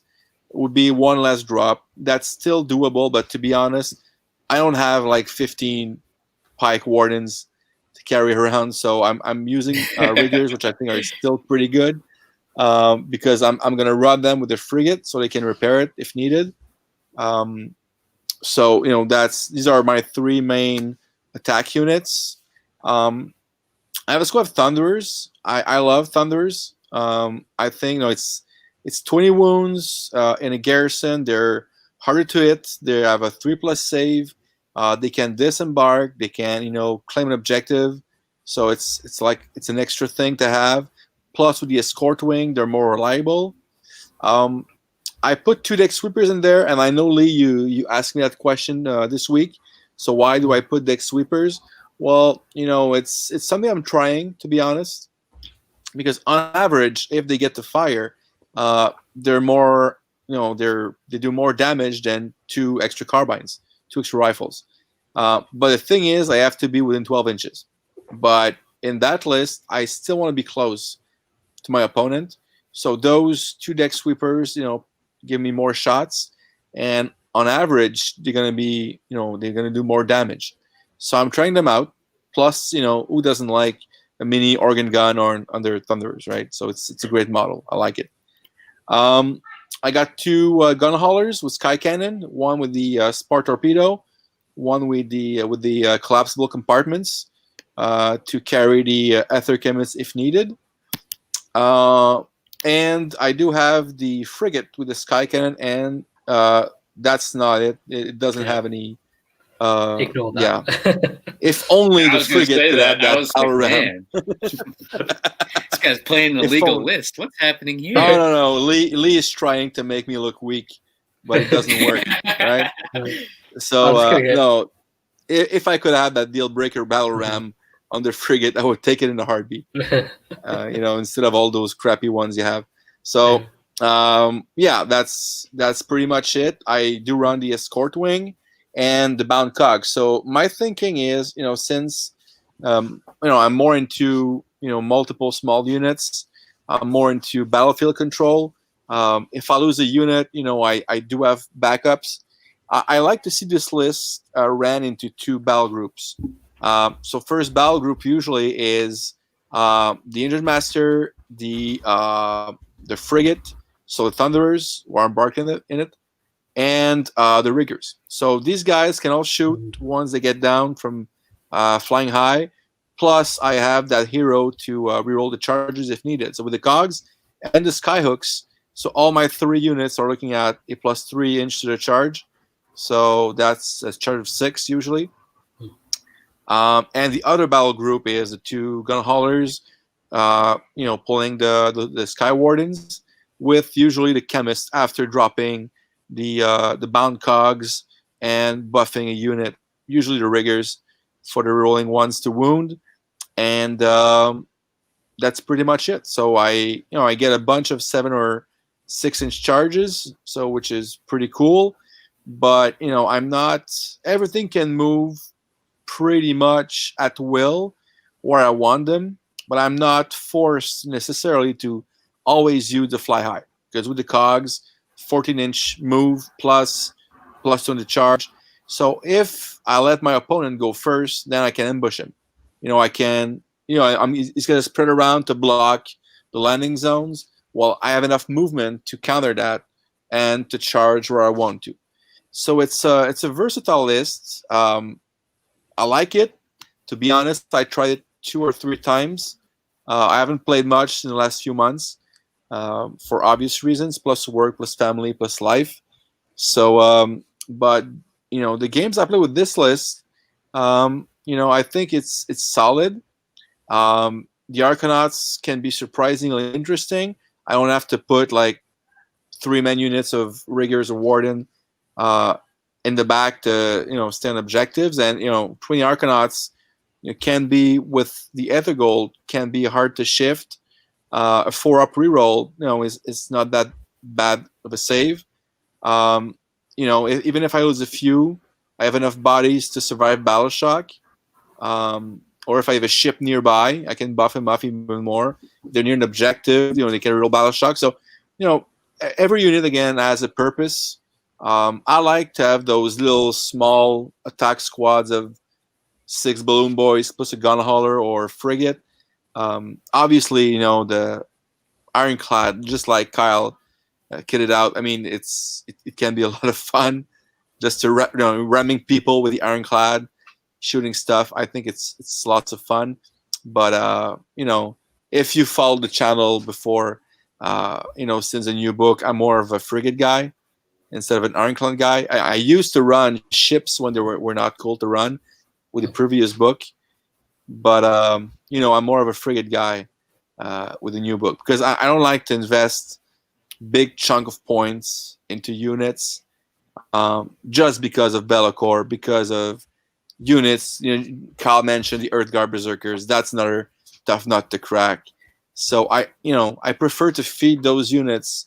Like if you do have Bellacore, what do you stop in this list? There's not one obvious threat to neutralize for a round.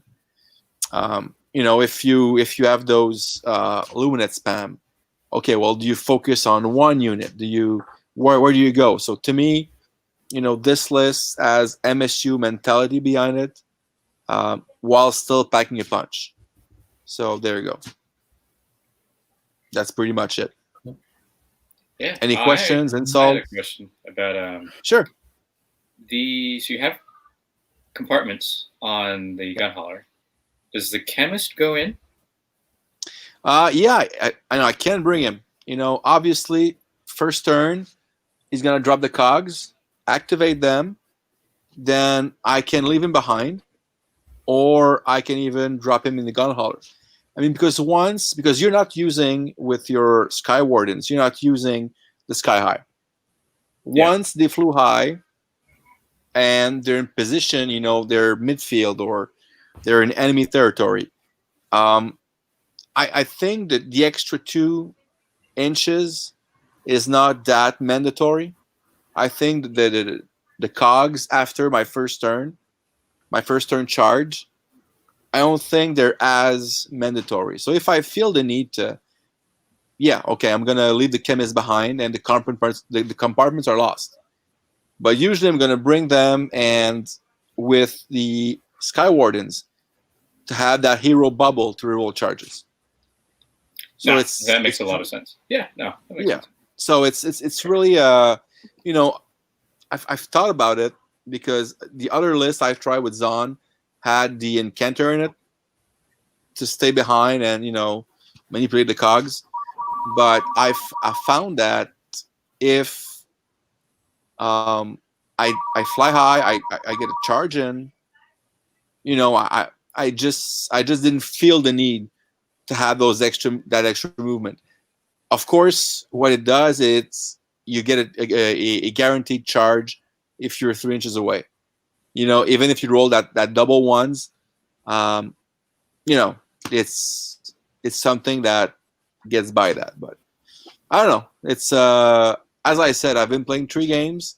So far, it hasn't come up, but I'm pretty sure sometimes, in a game in a few months, I'm gonna roll that double one, and no, I agree with you. I think you really only need it in this list for the first turn.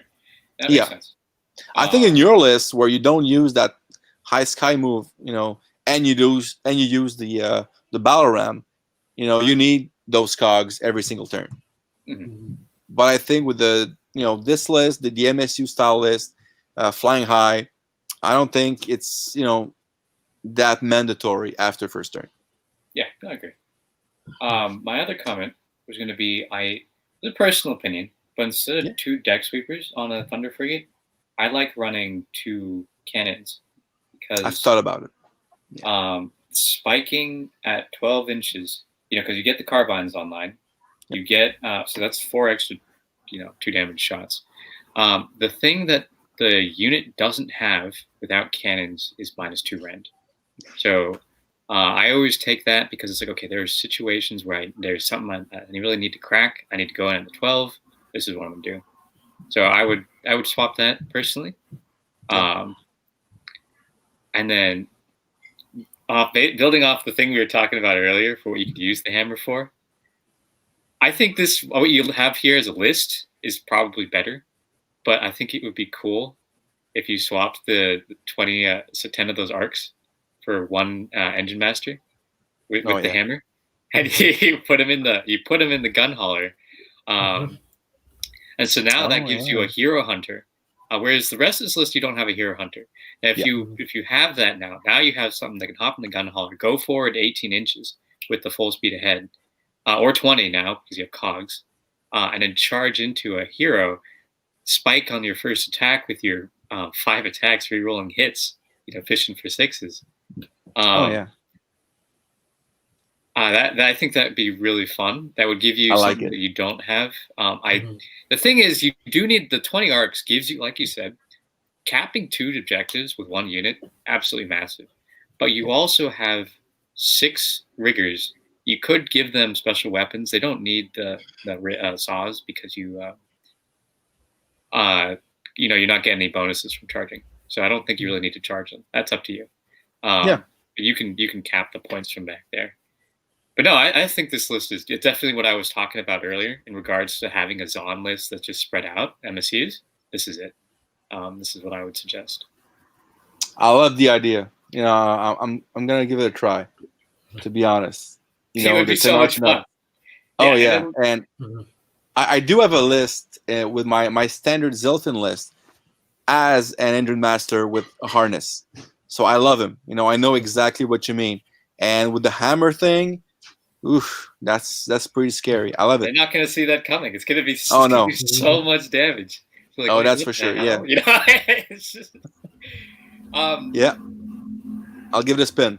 Yeah, it gives you another hero. Gosh, there's so much you get out of that. And now the chemist can babysit the cogs if needed. If needed. Yeah. I just you get a lot out of that. Yeah. That's actually a good idea. Yeah. Yeah, I like that idea. I want to just to completely clarify, in case people weren't sure when we were talking about it before, the frigate doesn't have the battle ram. That's a copy paste error.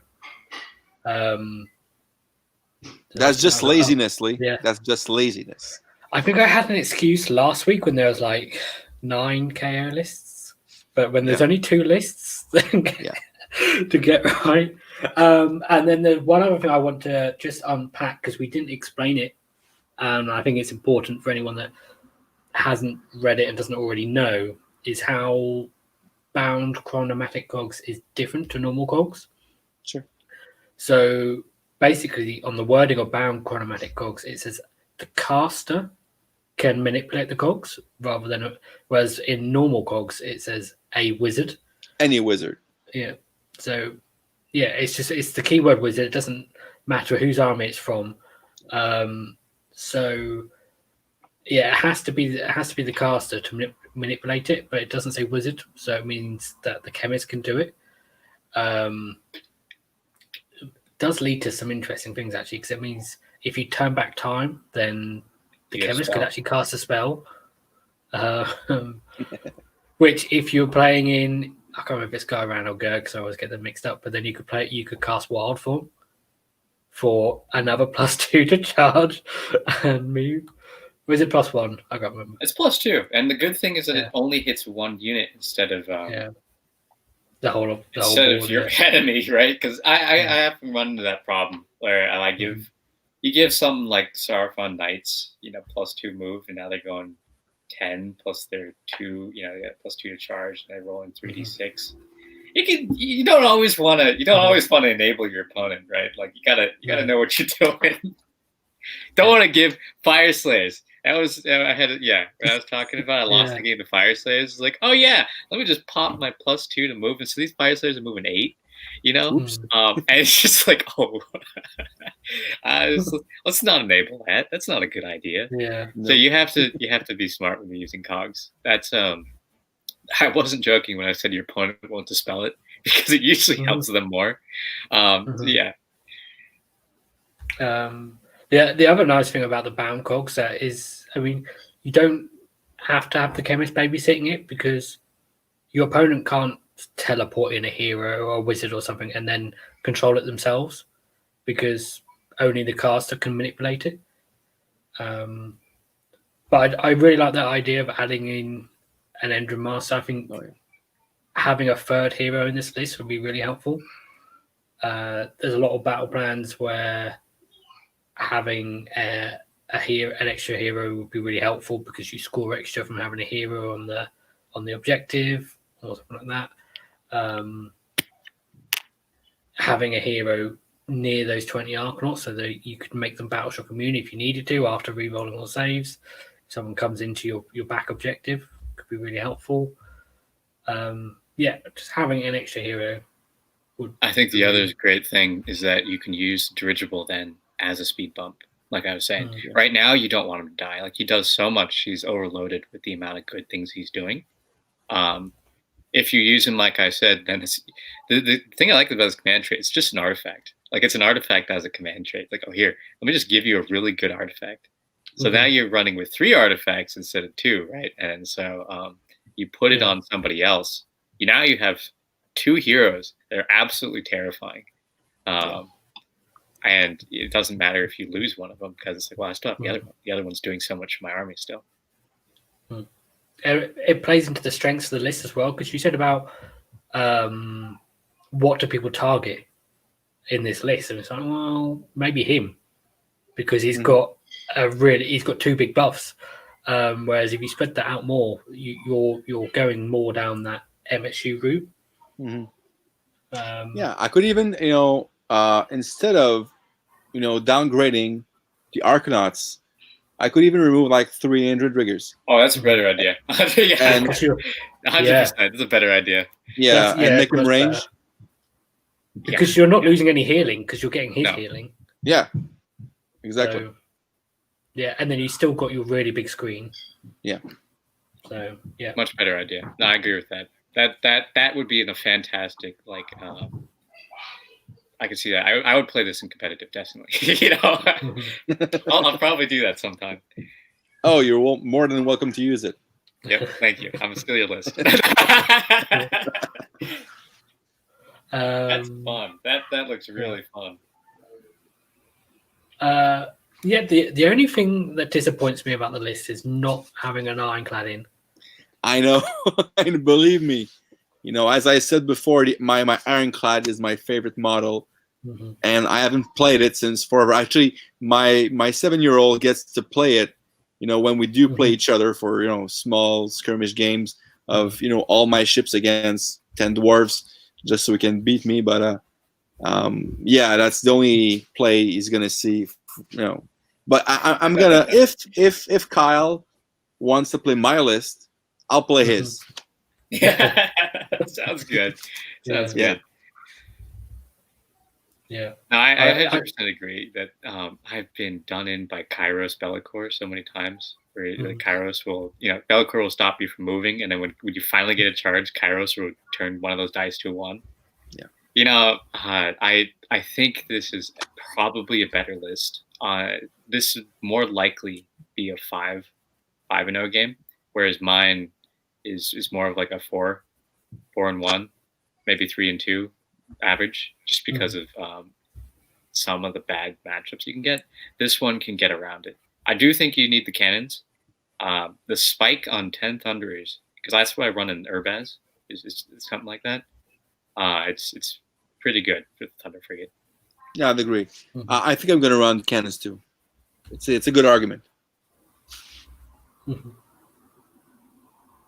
Yeah, the one thing I like about Thunderers, and you couldn't do it in this list because you have a frigate, would be I really like if you have a chemist to have fumigators, so you can just drop them somewhere. But you can't really do it with a frigate because then you can't. I mean, maybe with cogs then you could, but you really want to. No, it's really only if you have an ironclad that you can do it. You can get them there and put them down. Yeah. No, I mean you can put the chemist inside the gun hauler. Move forward with both of them. Also, always start with the chemist on the ground, and the Thunderers, because you can buff the Thunderers, get them in the boats, and then move forward. In case anyone didn't know that you could do that, people typically are surprised. They're like, hey, how do you use this buff? Always start with them on the ground. That way you can use that. Unless you're playing Zelpin. Yeah, unless you're playing Zelpin. Yeah. That's a trade-off. It's not a fair trade-off, but it's a trade-off. No, it sure isn't.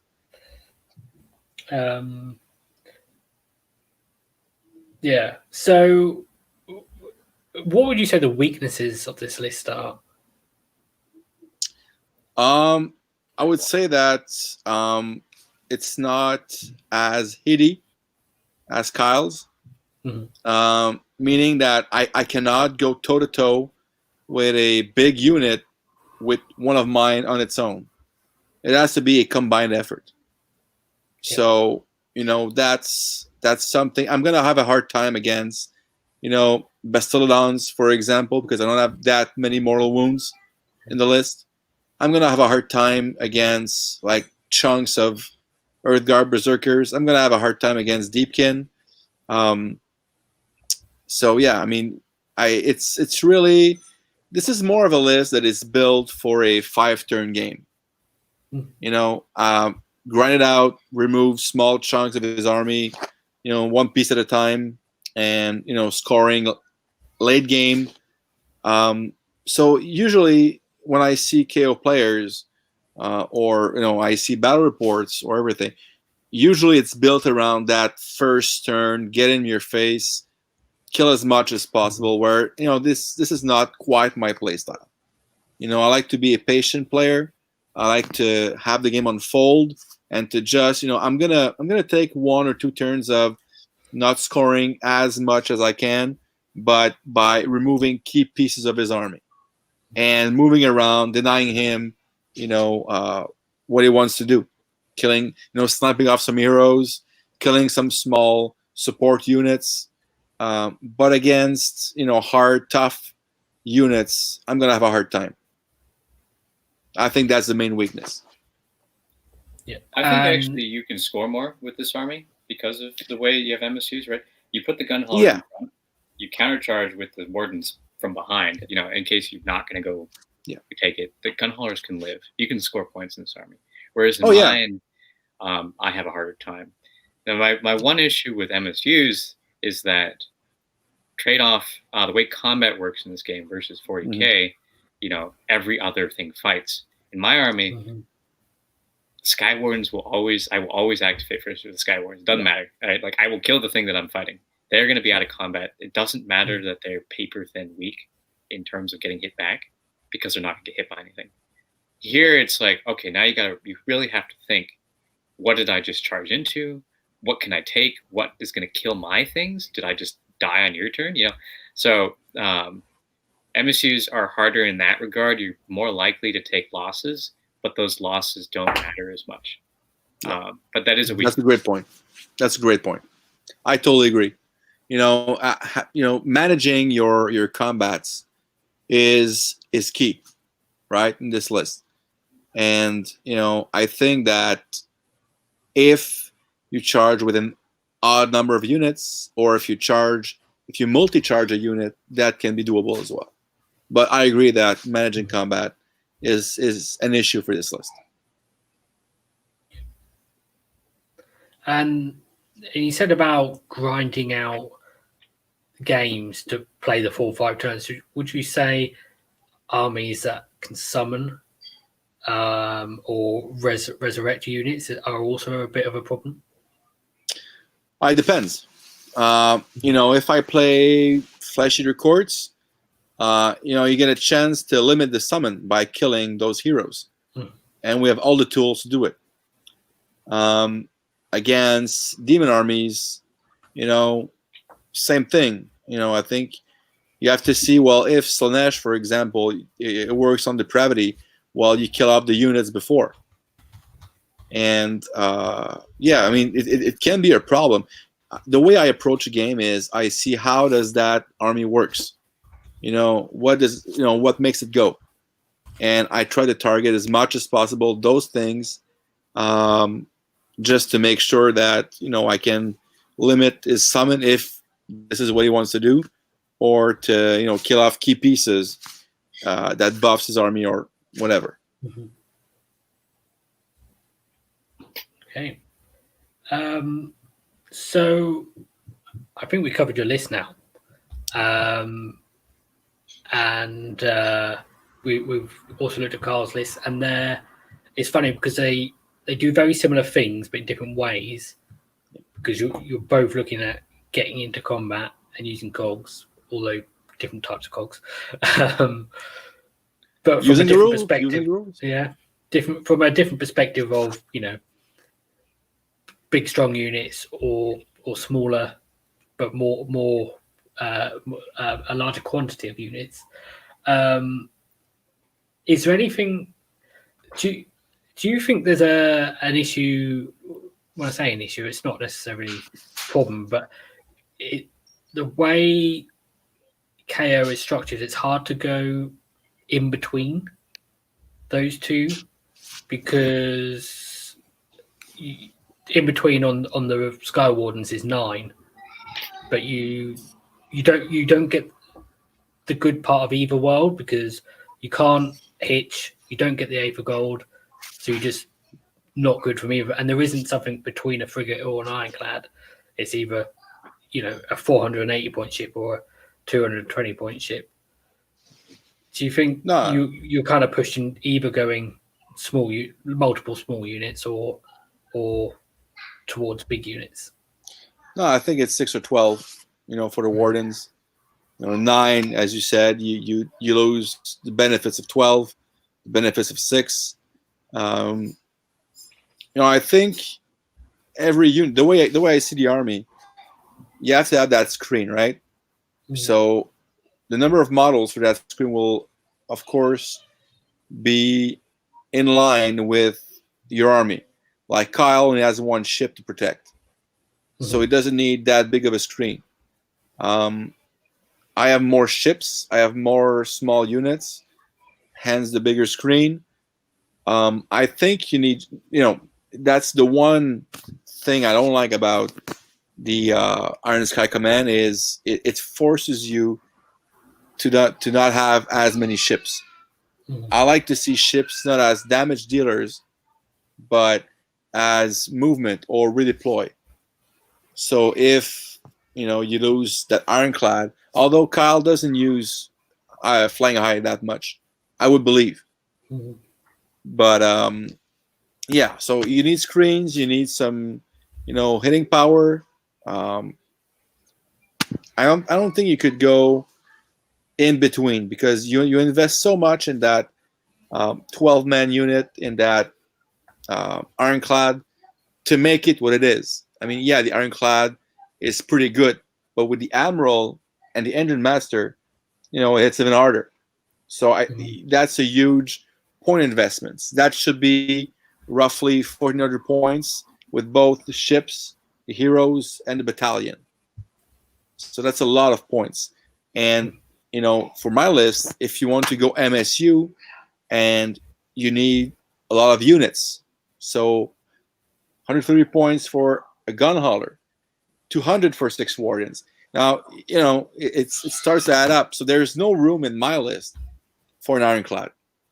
Because if I put it in there, what do I remove? I'm going to remove some Skywardens. Well, that's the purpose of Zon and the Escort Wing. I'm going to remove those engine riggers. Okay?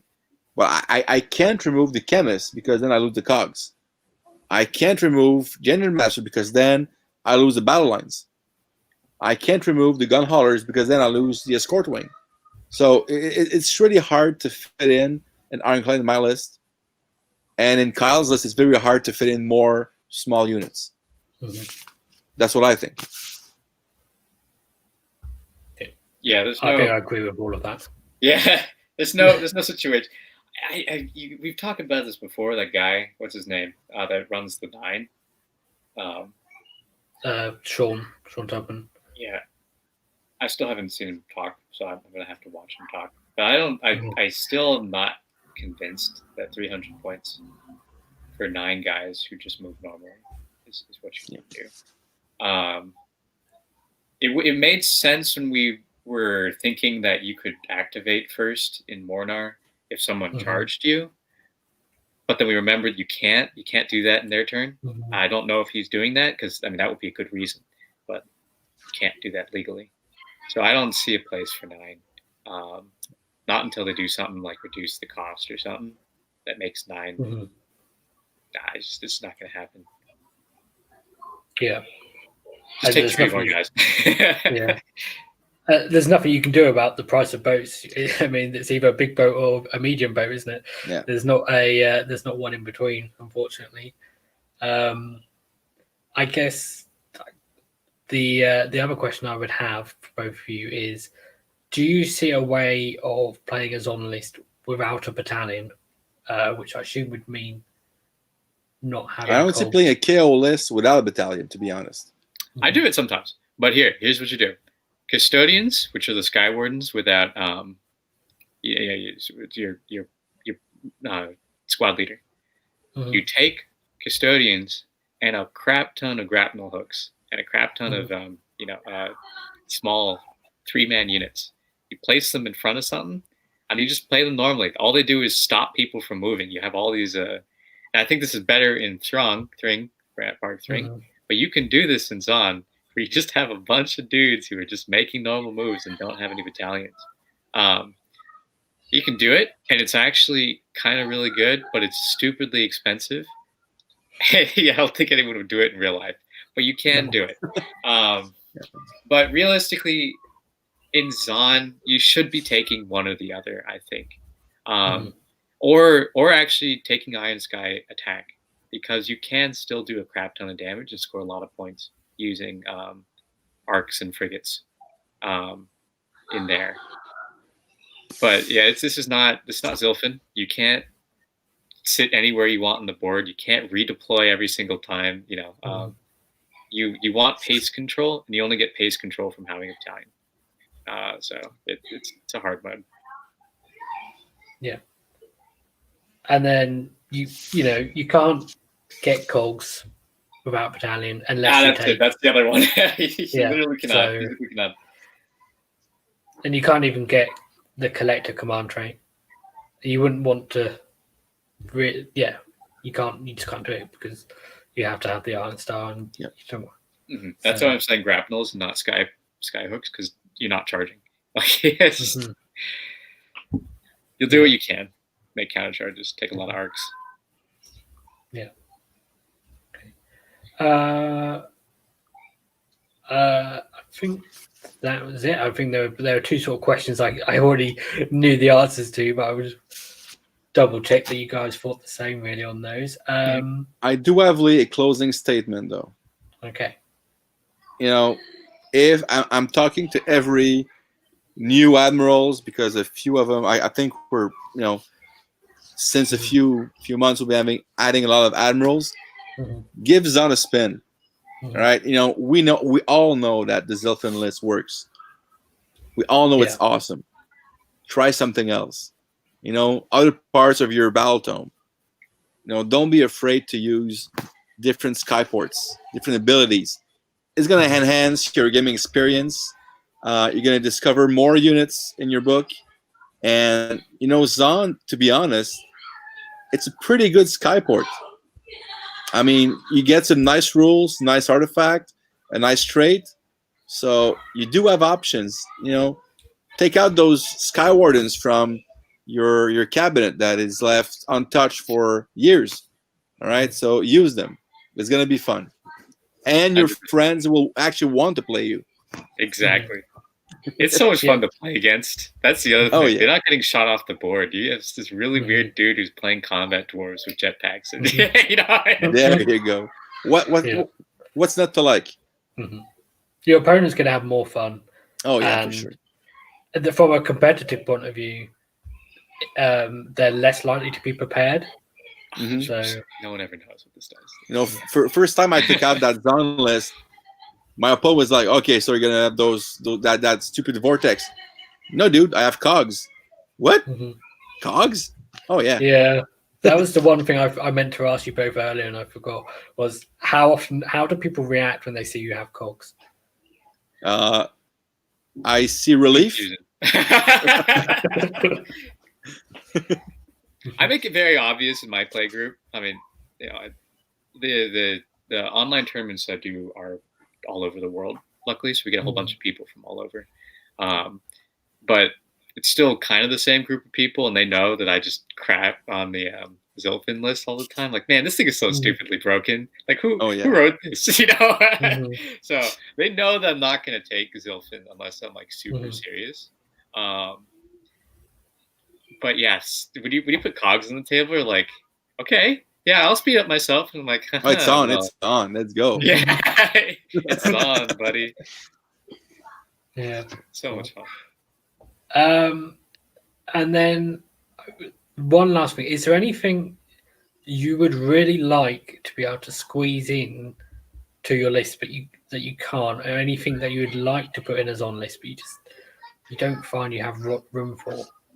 I don't know if you can squeeze an Ironclad in the list, but that would be mine. Drop your 6 riggers, 10 arcs, and then the frigate. Swap it out. That would give you enough points. That'd be 290 points. The frigate is 220. The Ironclad is 200 points more. You could actually do it. Actually, you wouldn't even need. You just have to drop the engine riggers. No, because you need 50 points on top of that. Yeah. So you would need to drop. You could do it. Is it worth it? I don't think so. Yeah. You could take an Ironclad if you wanted to. Yeah. Illegally. For me, one thing I wonder about. Yeah, that's what I was about to say. Was a navigator. I don't know where. I don't think you could squeeze it into. I don't think it has a place in either of your lists. But I like the idea of it in a list with cogs for offsetting the buff you're giving to your opponent. So you're giving them +2 move charge, but their key unit you're going to halve their movement to offset that. But it's a points thing where it would be a luxury, I think. Yeah. All the best units in the game fly. You know, like you realize that like all the best heroes fly. If you shut down a Sorcerer Lord on Manticore, can't move, doesn't matter. It has a 3-up save, rerolling. Archaon, you shut down his hero, shut down his move down by half. Doesn't matter if he activates twice and moves twice. So Navigator is definitely one of the best units in this army. But is it worth it for me to drop from a 3-drop to a 4-drop? That's a huge question, right? Like 3-drop means I always get the pace control. 4-drop is like you have a 50% chance because most competitive lists that I'm seeing, it's around 4. So yeah, it's a big question. Yeah, and then you're already 5 heroes in your list anyway. Yeah, 5 heroes in my list. So unless you're going to take one out, I mean, you could take out the Incanter, go for Bound Cogs, and put in a Navigator, but I don't get to dispel. You already said that you're losing then your once per game auto unbind and things like that. So it's too big for me. I hate Geminids too much. I hate endless spells. I'm a dwarf player at heart, dude. Anybody who's casting magic is just like, no, get out of here. But you're casting magic. I'm not. I'm throwing it down. I'm throwing it down. Oh, you know how many times I've failed? You know how Yeah. many times I've failed the 6-up Mystic Shield on my Ironclad just because I don't believe in magic? It's like Knight and Cantor. I'm gonna roll these 2 dice here and roll a 3. You know, it's like, this is the easiest spell in the game to cast, and I can't cast it. That said, Mystic Shield and Ironclad is really stupid. That's a really good point about the Knight Incanter, is just having access to something like Mystic Shield is really, especially when you've only got those 2 units. Yep. To give one a reroll ones. Can be That's huge. pretty handy. Some of the round spells are huge. Yeah. Round shape. So I think that's everything. I don't think there's anything else you'd really want to squeeze into a Zon list, is there? That you can't. I'd like it if Brock was in Zon instead. Yeah. More if you on could that. change his war spell. I'm sure he was adopted. You know, there's something like that. I don't know. Yeah, but it's like the old book when you mostly saw him in Barak Monarch. Yeah. And they probably realised that if it wasn't keyworded to Barak Nar units, then he would just be in Zon all the time. He'd be a good unit. Oh yeah. You can take him and put him on the list. Yeah. Oh my god. More on that later. Yeah. We're at 2 hours now. I think it's good. Yeah. I think we covered everything. Thank you both for joining me. Everyone else that's watched and participated in the chat. If you want to see more of Adeptus, go check him out on the videos he did with AOS Geeks. If you want to pick Kyle's brains more, come join us on the Discord. I meant to put a link to that, but I'll put one in a bit because I forgot. And if you like Aethercast and you want to find out more about the other Skyports when we do those shows, then like and subscribe. And thank you very much for watching. Sounds good. Thanks for having us. Thanks, Lee. Great to have you. Thank you very much.